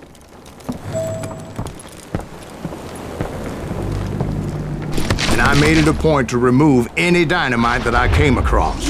A moment later, I saw a ladder that somehow had escaped my attention. Don't you blow us up now. Don't worry, I know what I'm doing.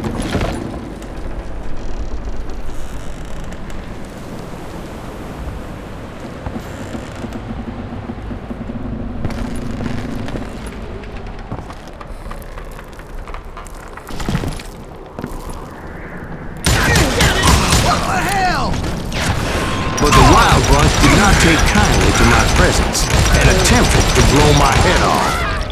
It appeared the kid had found a number of new recruits to bolster their ranks.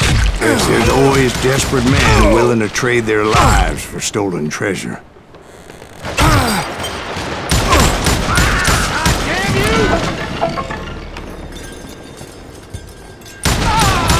What happened next? Well, having removed the first bundle of dynamite, I decided I might as well remove the other one. Once that was done, I figured I'd find my way from there.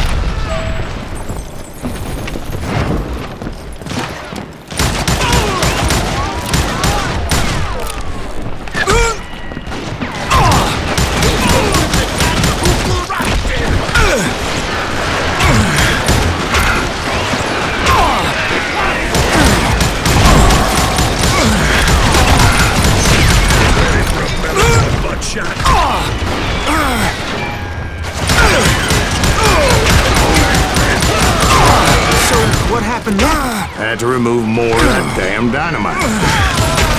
Kill him! Kill him!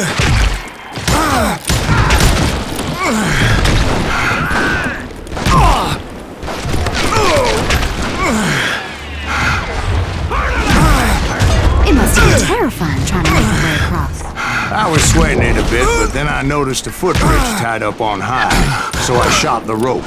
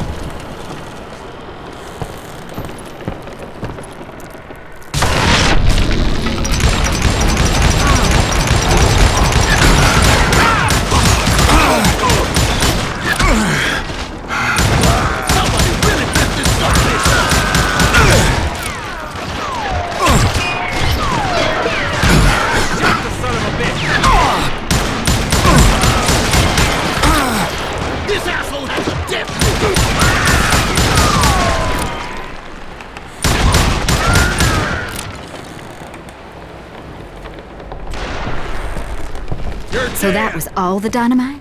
Funny you should mention that, darling.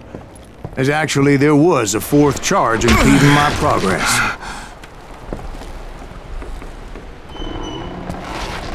Once I removed it, my path was pretty clear.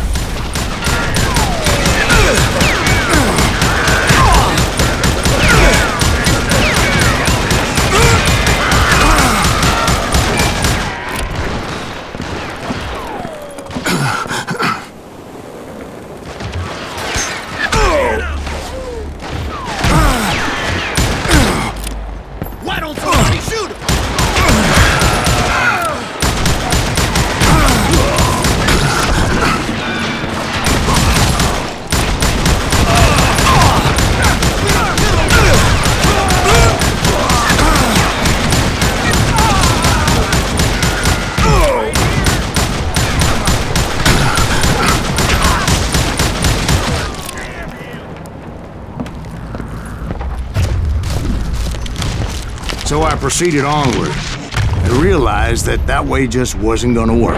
I needed an alternate path forward.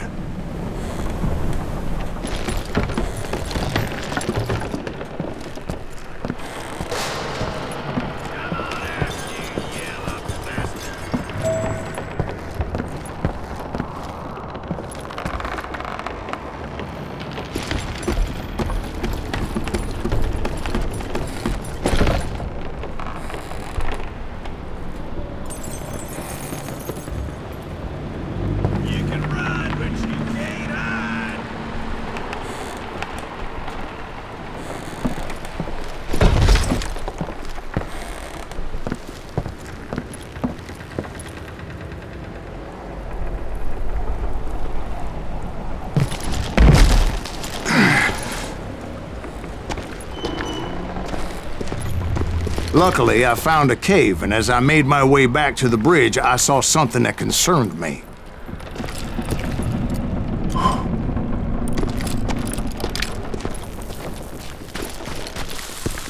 It was a long burning fuse, and it was moving fast as hell. I had to catch it.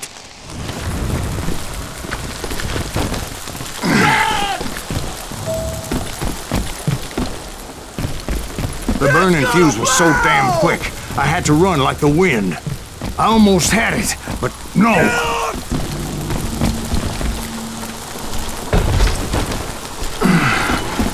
I knew that failure meant boom. Then, finally, at the last moment.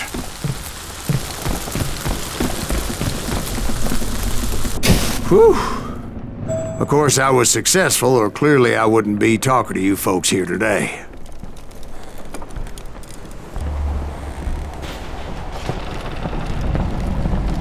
Naturally, I removed the last dynamite charge. Well, it was a touching reunion.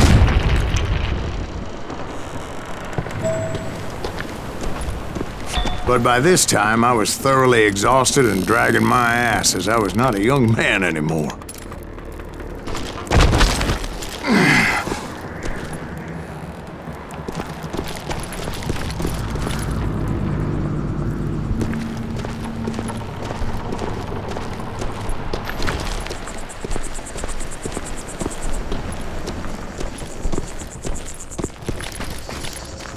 Kill that SOB!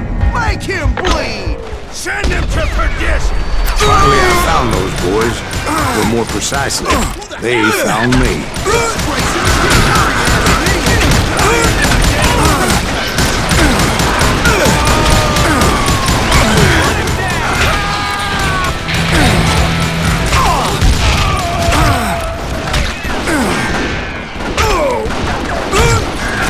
Just when I thought things couldn't get worse, Kid Curry opened up on me with a goddamn Gatling gun. It was hidden in this tunnel and pretty well shielded.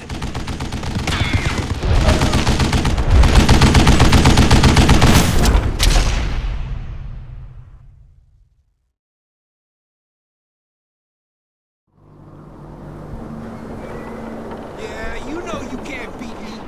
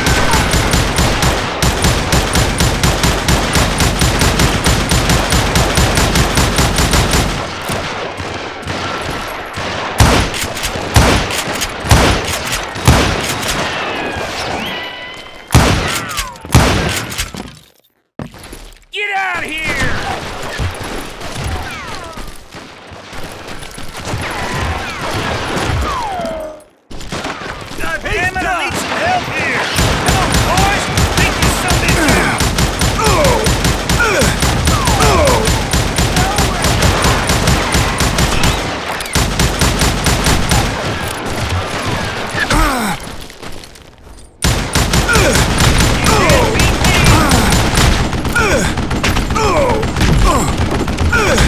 I out of bullets already?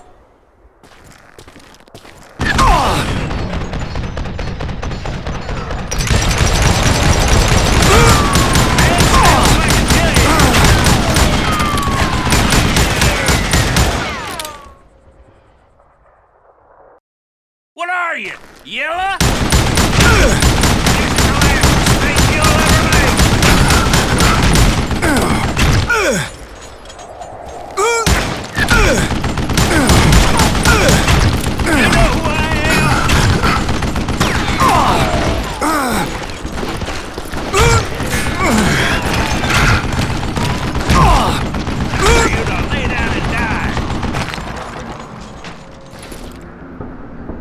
I think he's scared.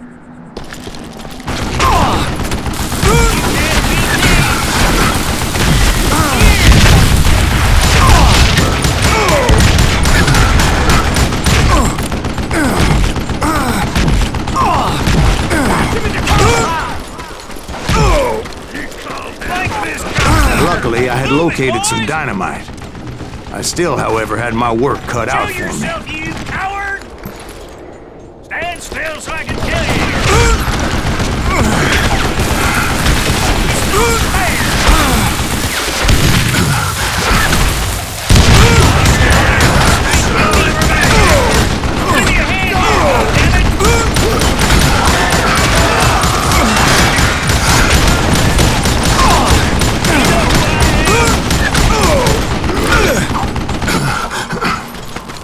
Come here!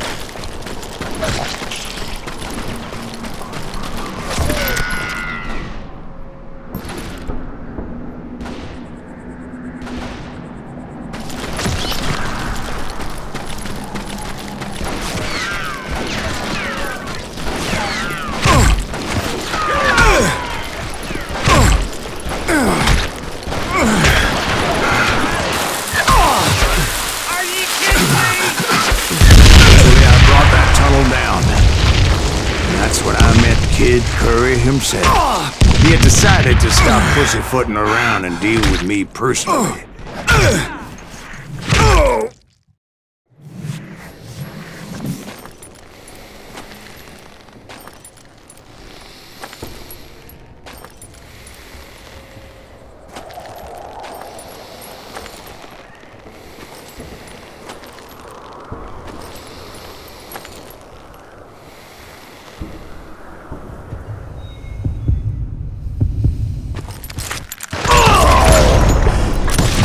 Fast as he was, I was just a bit faster.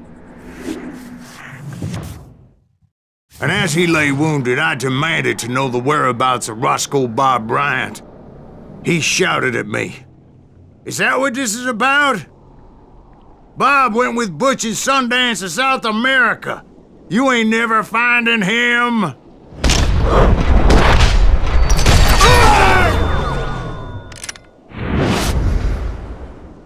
Those were his last words.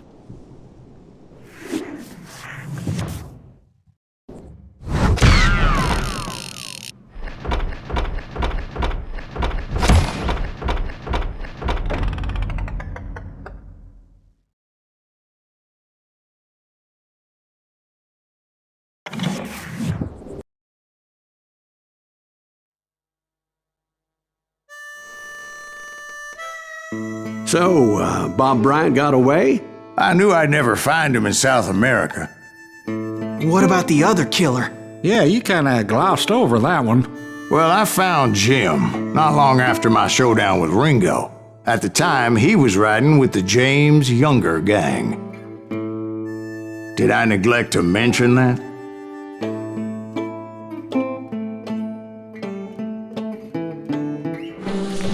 Jesse James? The greatest outlaw who ever lived? Jesse and his kin rode with Quantrill when he raided Lawrence, Kansas, and killed near 200 people, boy. Nothing great about that. And from there, him and his brother went on to rob banks and trains from Kansas to Missouri. Which is why there was such a rich bounty on their heads. 40 grand for both of them, dead or alive. That's one hell of a payday.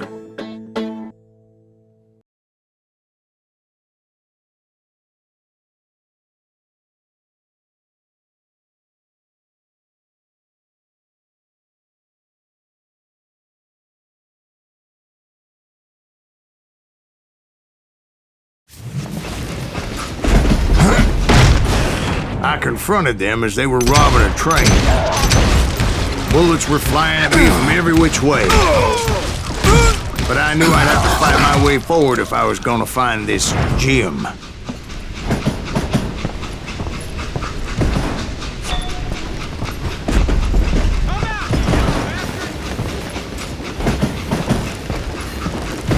Die, you bastard!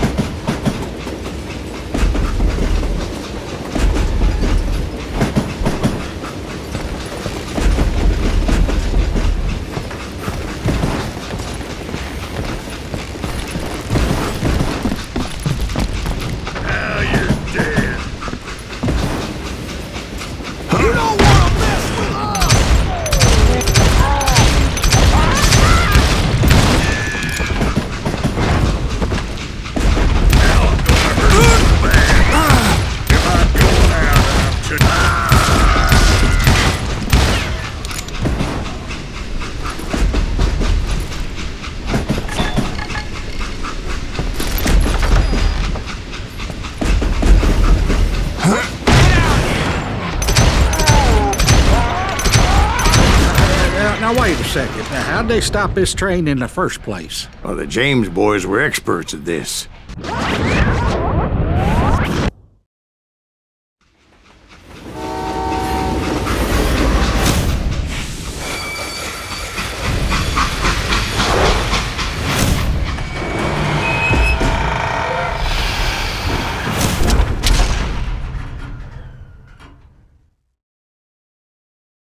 They hopped a freight train having heard there was a big payroll in the express safe.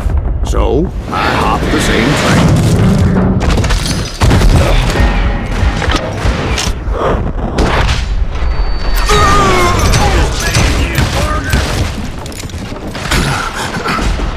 James' younger gang was decimated after that little fiasco they had in Northfield, Minnesota.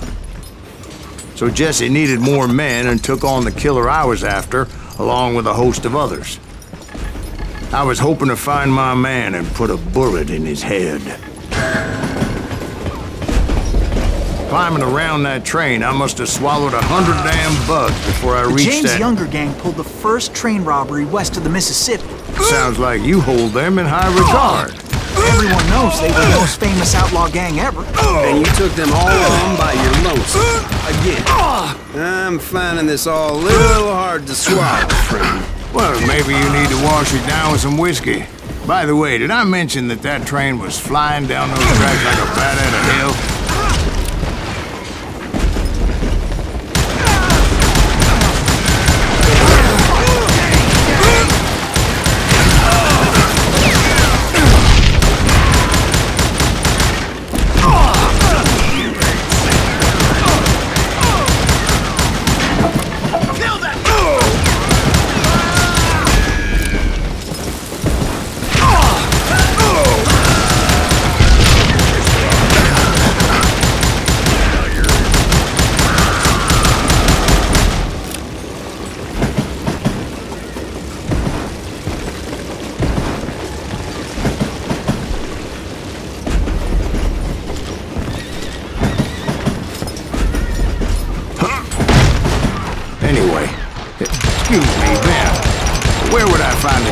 Facilities.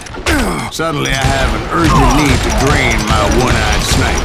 Well, I've had more than a few drinks, and I've been sitting here for quite a spell. Right through there. Let me show you.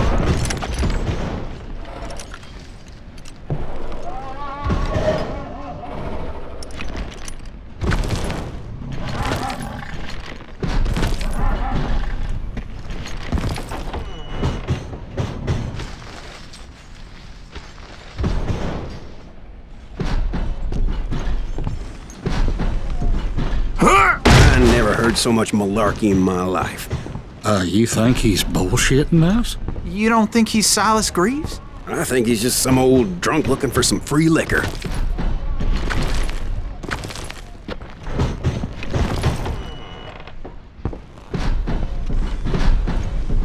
I don't know, Jack. I think I believe him. You don't think he met Jesse James? Oh, you gotta be kidding me. That story makes no sense at all. Jack. I mean, you gotta be 2 bricks short of a load to believe that cock and bull story. I don't agree. Jack, lay off the boy. You seriously think that tired old man went toe-to-toe with Jesse James? Well, that's better. Coming back. Did I mention that this Jim was married to the infamous Belle Starr? Of course, I didn't learn that until later. Anyway, I made my way forward the best I could. Around the sides, over the roof. Show yourself, coward! You don't want to mess with us! At some point, some bitch saw me and shouted out, "It's the damn Pinkertons!" It's a damn Pinkerton! You see him? Now, I never worked for that limey cocksucker, but I guess they assumed I was one of his assassins. Those evil bastards firebombed Jesse's mother's house and killed his stepbrother. So it's no wonder each and every asshole on that train wanted me dead. Everybody's always mistaking you for somebody else, aren't they? Why is that, I wonder? Don't rightly know, Jack. I'm just telling you how I remember. I bet you are.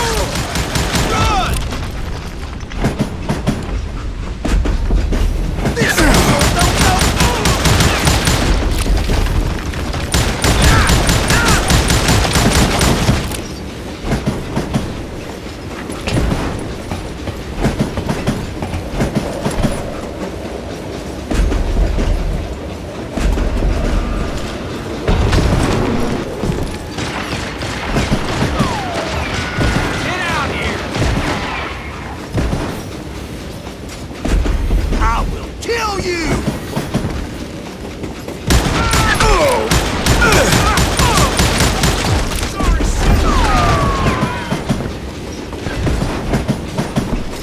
I came across a flat car piled high with logs and had to come up with a creative way to make my way forward.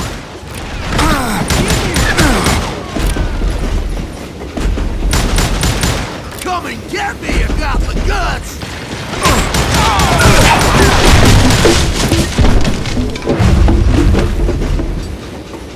I wondered if I was ever gonna find the front of that train, or the bastard I was after. Jesse hired a damn army after Northfield.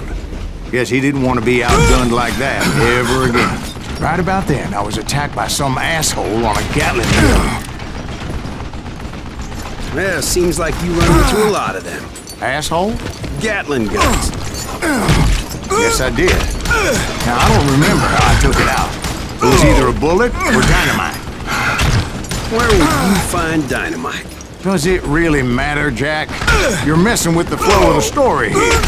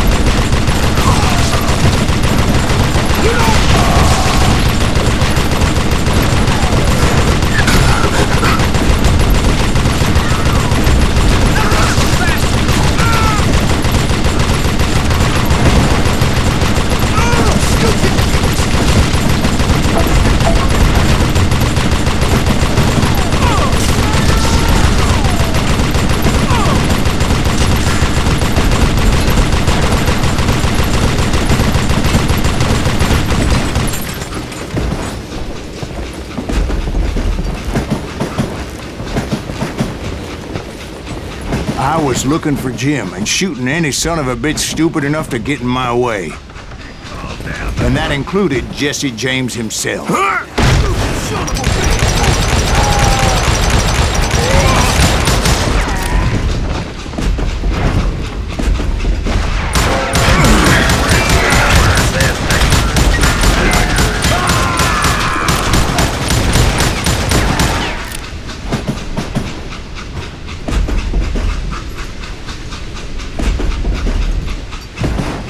There sure were a lot of men determined to die that day. Come out, you yellow...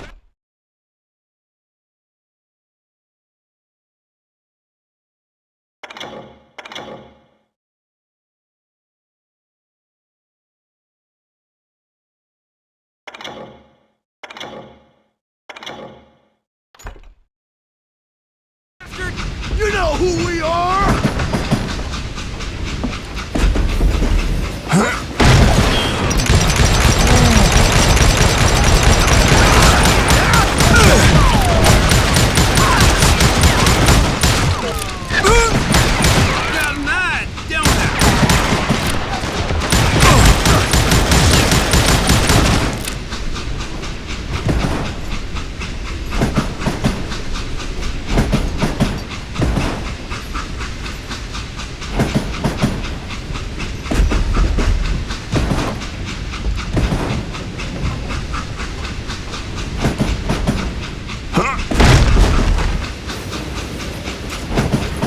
It was then that Jesse detached the express car from the rest of the damn train.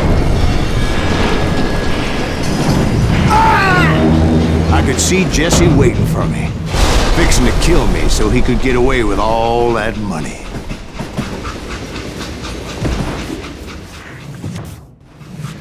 You had a showdown with Jesse James? Of course he didn't. Everybody knows that Jesse was killed by Bob Ford. Yeah, Jesse went out like John Wesley Hardin. Coward shot him in the back of the head. Guess it doesn't matter how far you run, does it, Ben? Your past always catches up with you.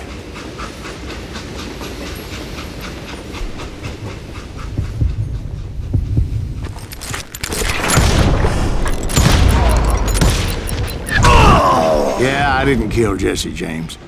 Just wounded him bad enough to convince him to hang up his guns. What about that Jim fella? What happened to him?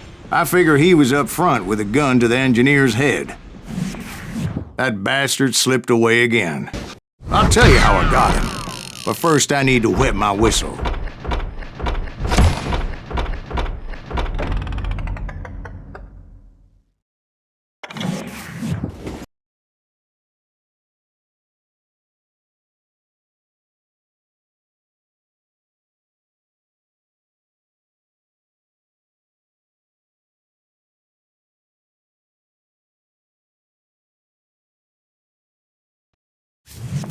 After my showdown with Jesse, I continued to track his brother, Frank, and that son of a bitch, Jim. I followed those bastards into the high mountains as they were going to ground. What mountains would that be? Somewhere in the Ozarks, I believe. A perfect place to hide out from the authorities.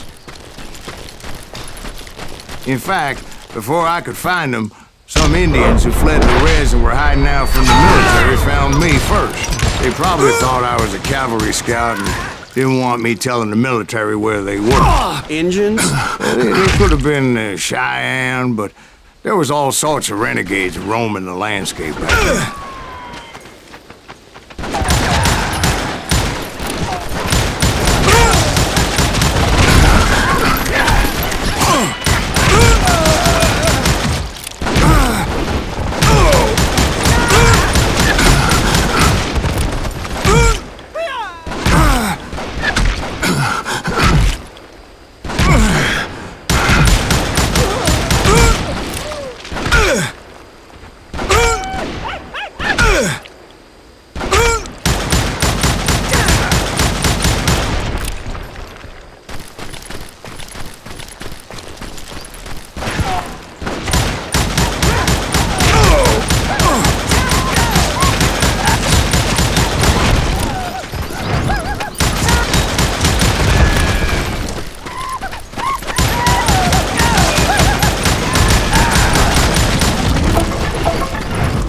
Hey, how about another whiskey, Ben?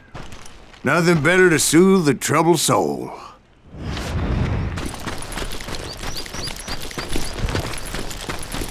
Now, where was I? Indians, right. I had more than my share of run-ins with the redmen. Like that time. Did I tell you about Grey Wolf? Yes, sir. You did. Of course I did. In fact, I can still remember that old medicine man's words to me.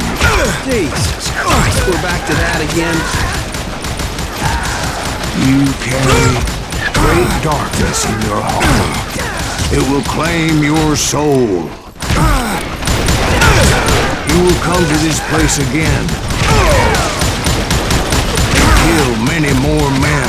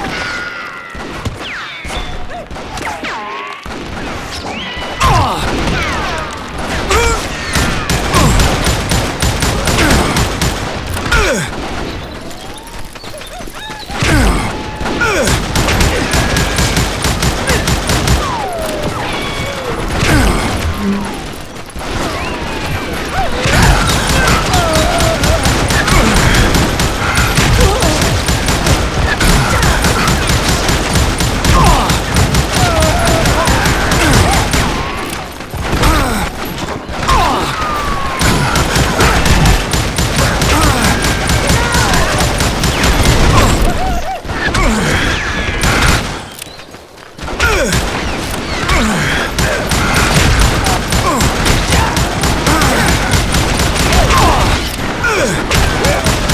the darkness will grow until it consumes everything you are.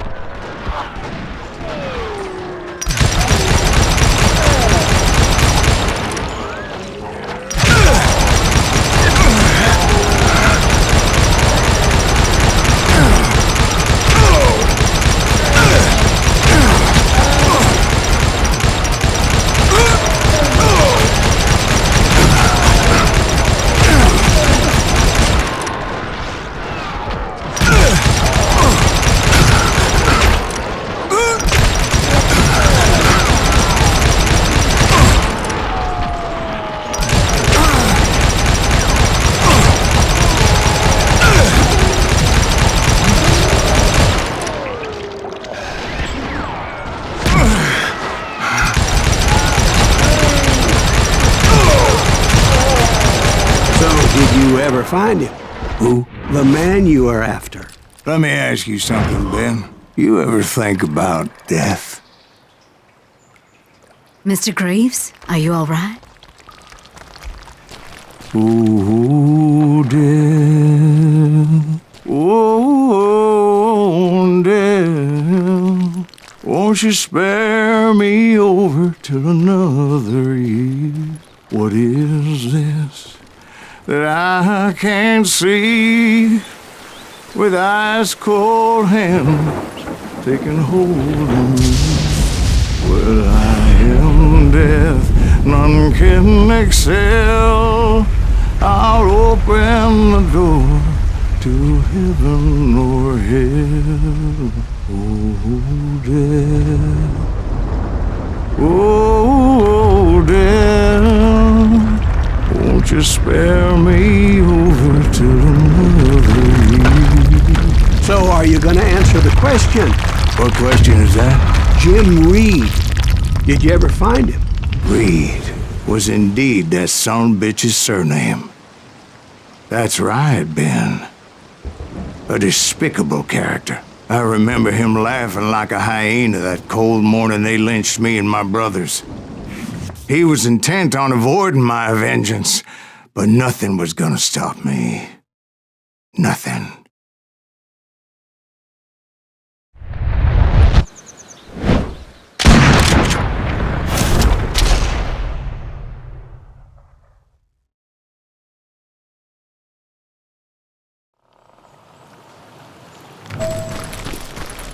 I finally did track those outlaws down.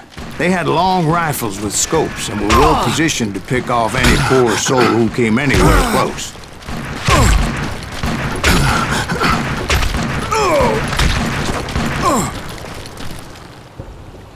I'm guessing Frank James believed I was responsible for the demise of his brother Jesse. I couldn't really disagree with the man, as I thought Jesse was dead then as well.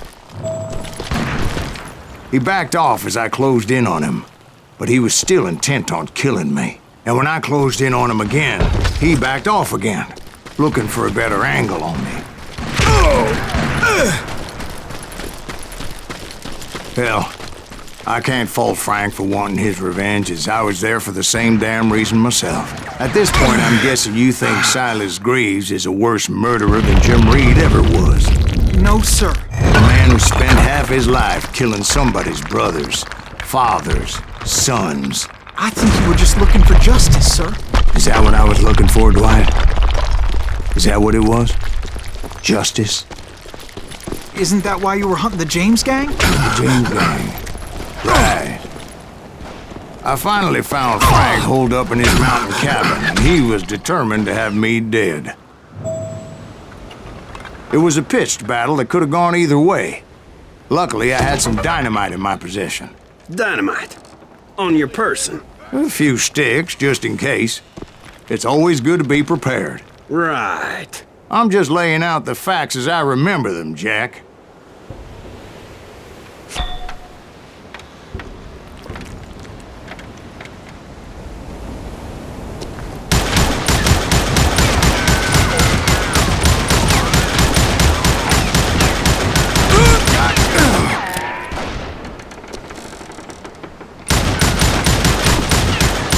This ain't hide and seek.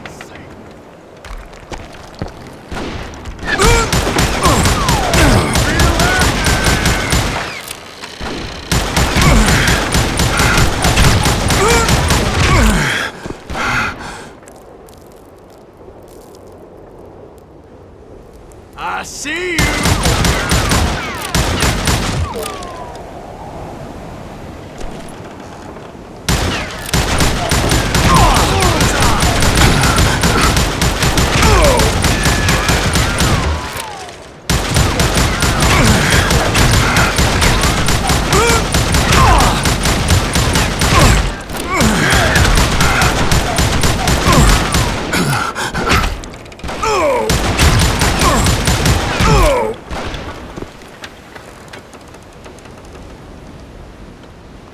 Come out from behind there!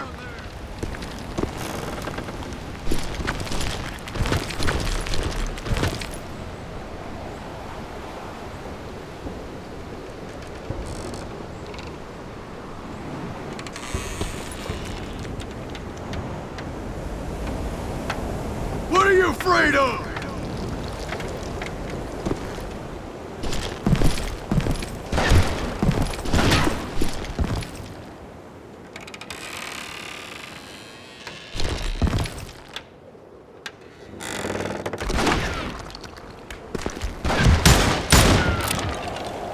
Get out here and face me!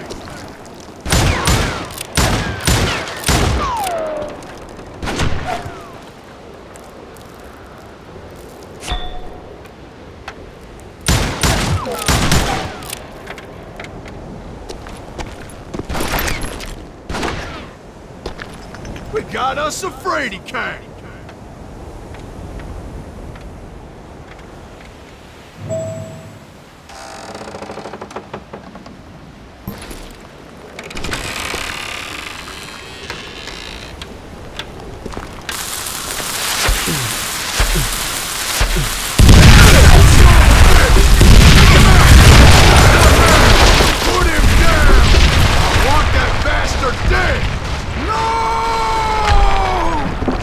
Shack? Well, it went tumbling right off that cliff. With Frank James still in it? Yes, sir. But Frank James is still alive, living in Missouri, showing folks around the family farm for 25 cents a tour. I didn't say he died in the fall, now did I?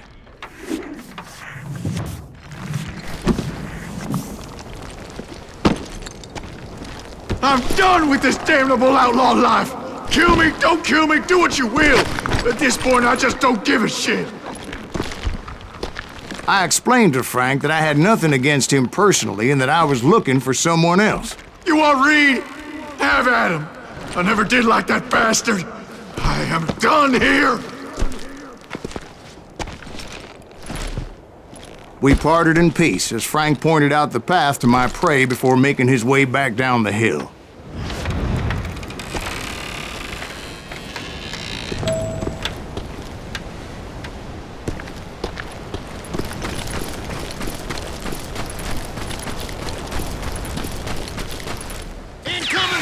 So what happened with Reed? Well, I finally found the last of the gang hiding in a nearby cave. First, I had to dispatch the lookouts. But I was determined not to let that murderer escape my revenge again.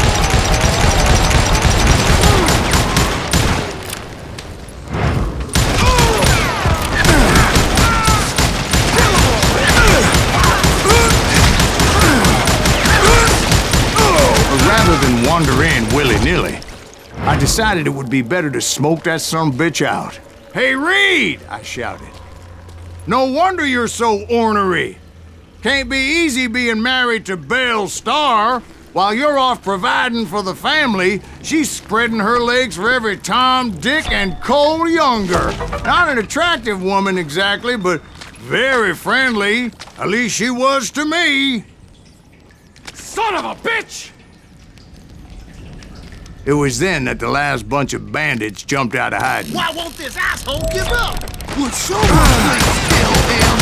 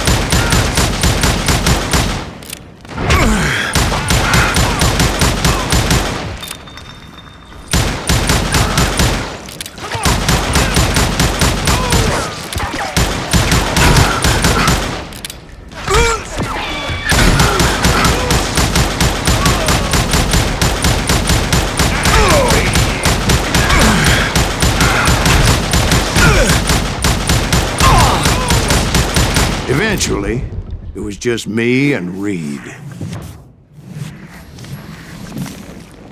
I had waited a long time to face him down, so I could repay him for what he did to my brothers.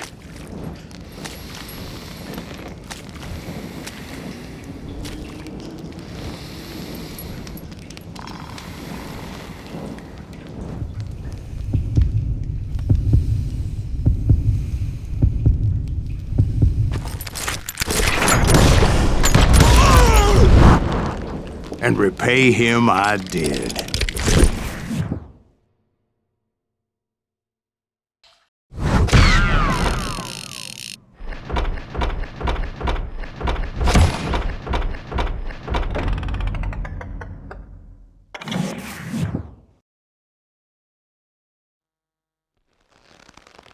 Well, I don't know about you boys, but I'm pretty beat. Well, it's too damn bad you never found that Bob character. Seems a shame he never had to pay. Well, funny thing about that, I did have one more chance at him.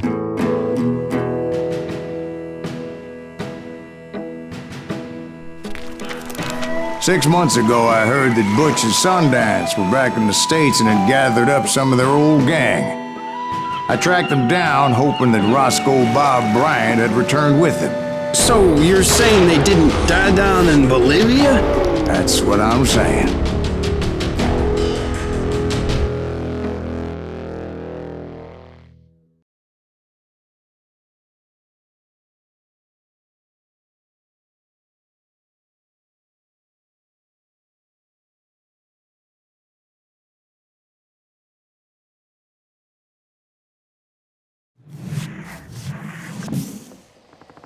"40 years I had waited to get my hands on the last of my brother's killers. Not even an army of demons could have stopped me now.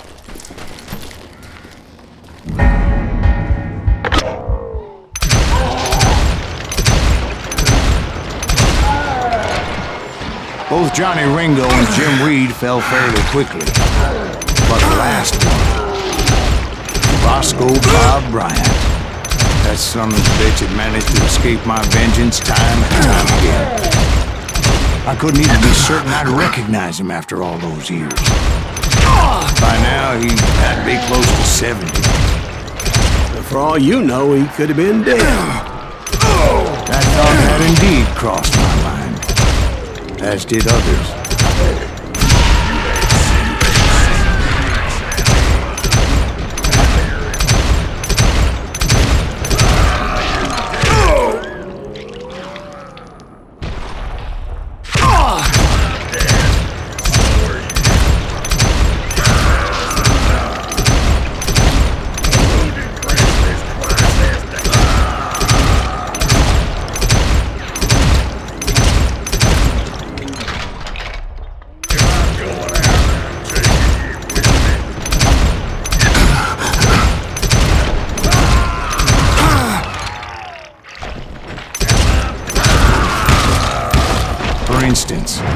Did my thirst for vengeance turn me into something worse than the man I was after?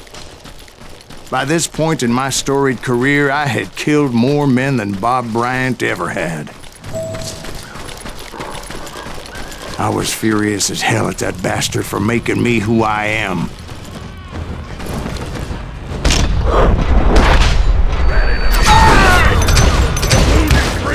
Nothing could stop me from taking his life. I'd been after that killer forever. From the time I rode with Billy the Kid.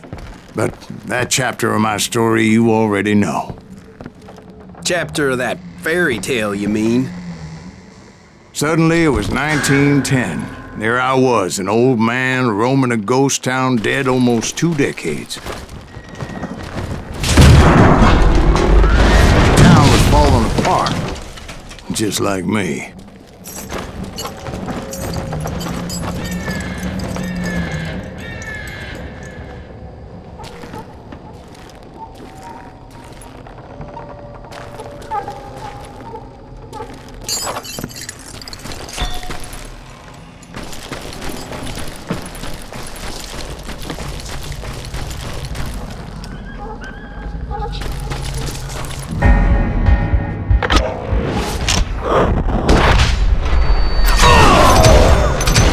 But I wasn't about to call it quits.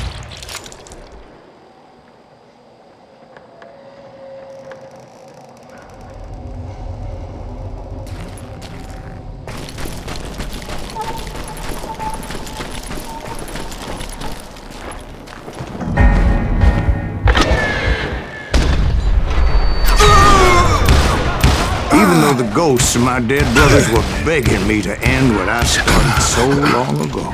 Mr. Graves, are you all right? Would you like some water? The Wild Bunch knew I was there. They were after a treasure they had hidden before they fled, buried in the grave of a dead amigo. Some folks think the town is haunted, so they figured there wouldn't be many people poking around. I'm ending you!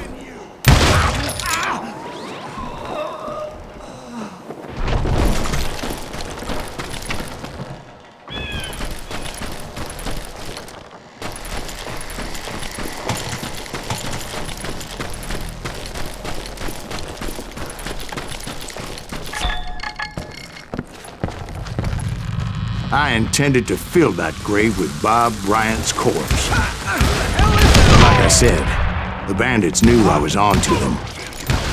They lured me in and hit me with everything they had.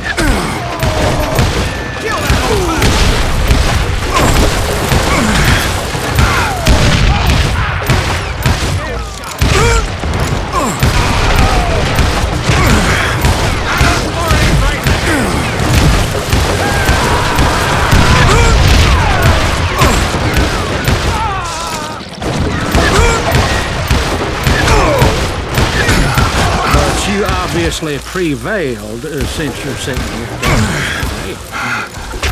Actually, in that moment, I did not prevail. So I suppose we're talking to a ghost. Funny you should put it like that, Jack.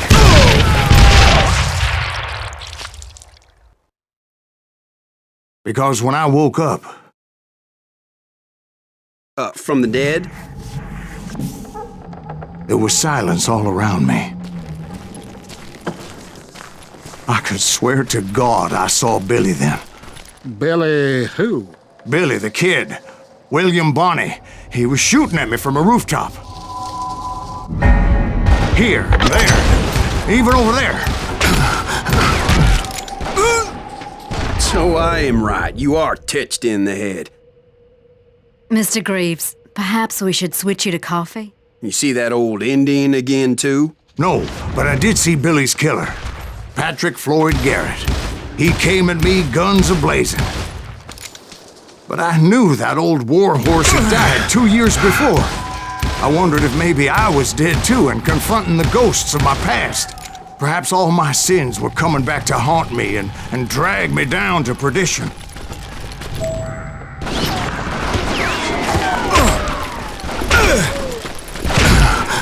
I saw Henry Plummer throw dynamite at me.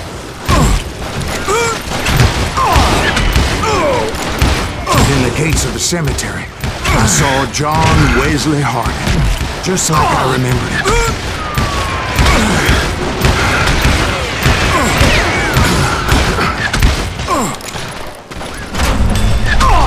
Robert Ollinger appeared with his terrible double-barrel shotgun.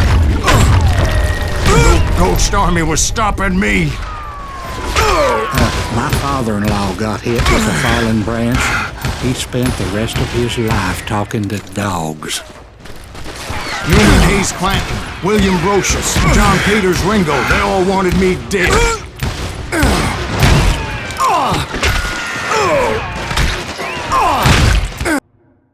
Newman Hayes Clanton, William Brocious, John Peters Ringo, they all wanted me dead.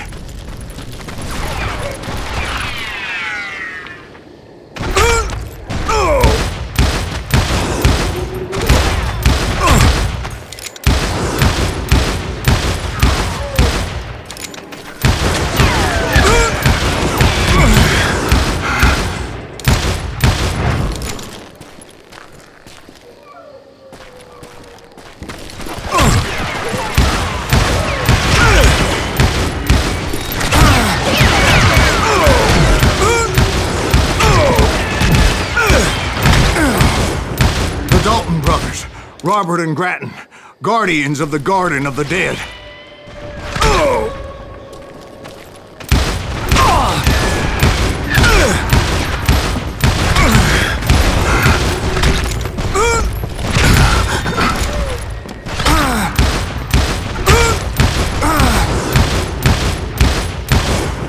George Curry and Harvey Logan, alias Kid Curry, both thirsty for vengeance from the great beyond.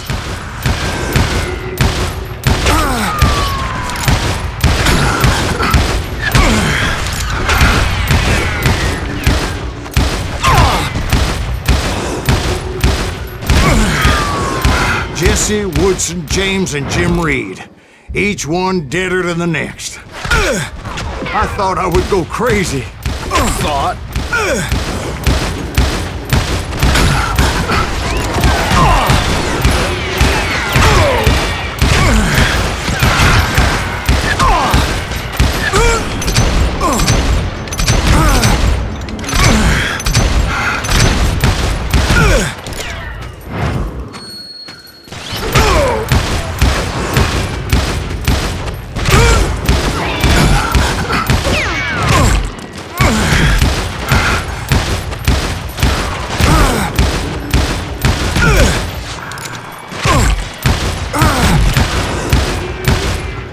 Finally, I saw Harry Alonzo Longabaugh. The Sundance Kid? Like a general leading his legion of the dead. You told us before that you've seen him alive. He was alive.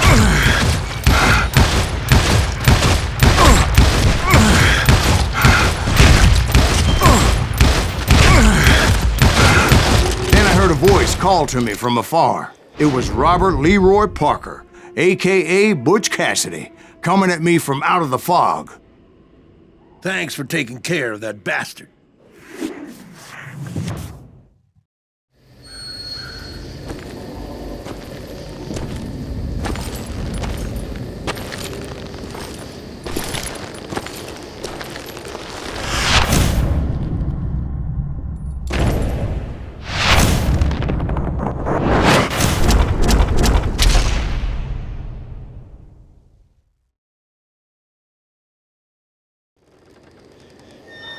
But the kid wasn't quite deceased. Not yet. Takes more than one little bullet to kill the likes of me, partner. Those two looked like they hadn't seen each other for quite a while. Clearly, they were no longer amigos. Shit. I was hoping I wouldn't have to kill you. You won't have to, Butch. I'm killing you first. I asked them about Bob Bryant, but they were too busy with their own heated conversation. Let me get this shit straight. You want my money and the love of my life? You frittered it all away, Butch. Eda's mine. So is that damn money. I didn't want to shoot anybody until I had an answer to my question, but those boys didn't give me much of a choice.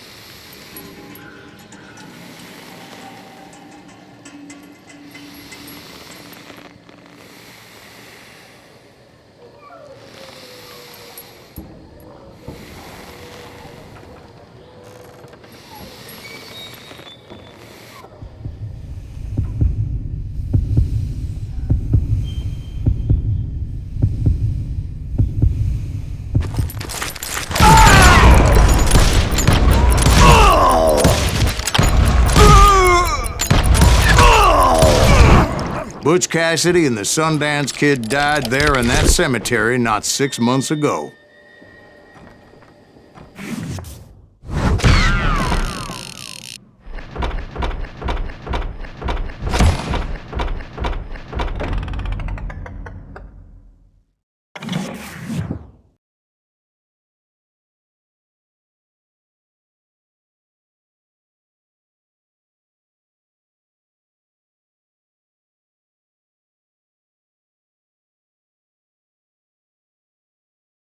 Butch Cassidy and the Sundance Kid were killed by the Bolivian army. Everybody knows that. That's the legend, but it ain't the truth.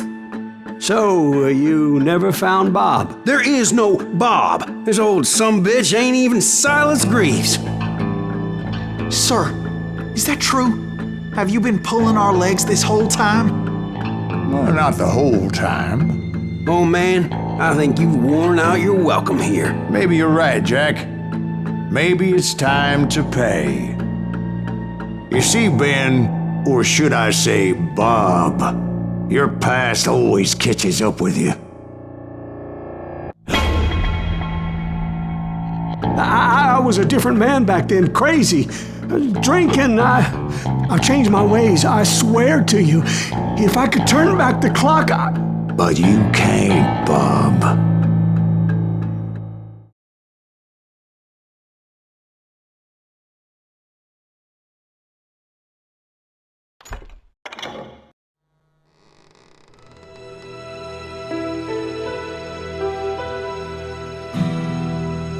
Why'd you toy with me like that? Telling those tales, knowing all along. Why not just lay your cards on the table? Here. I won't have it said that I left you with nothing. That's how you want it? So be it. Holy shit! Dwight, Molly, move against that wall. Go!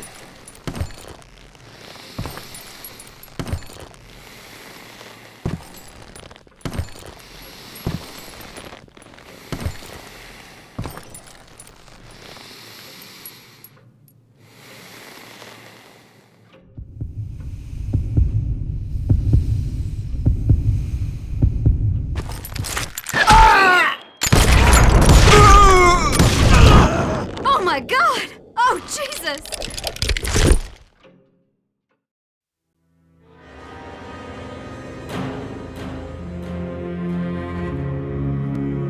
Did you know it was him all along? Cassidy told me Bob was in Abilene before he died.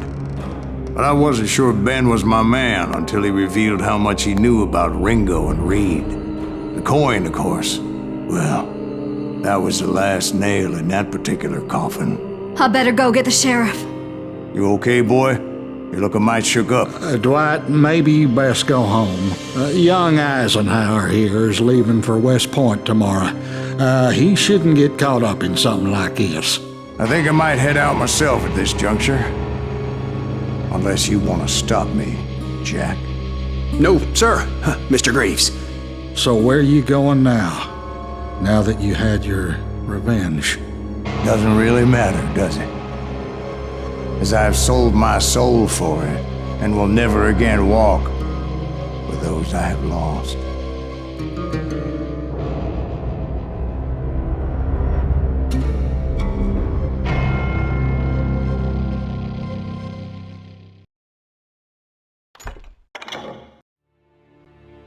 Why'd you toy with me like that? Telling those tales, knowing all along. Why not just lay your cards on the table? Wanted to suss you out, Bob. See what kind of man you turned out to be.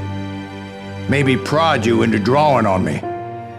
See, all those years on your trail turned me into a killer. Can't even remember who I was before you tried to murder me. You, on the other hand, walked that very same path in exactly the opposite direction. What do you mean by that?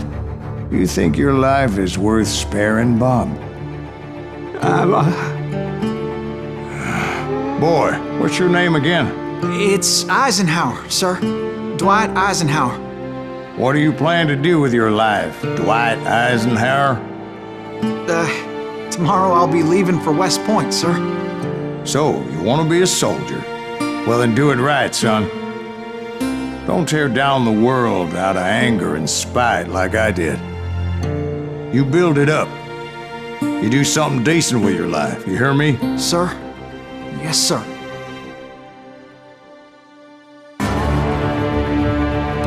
I won't have it said I left you with nothing, Bob.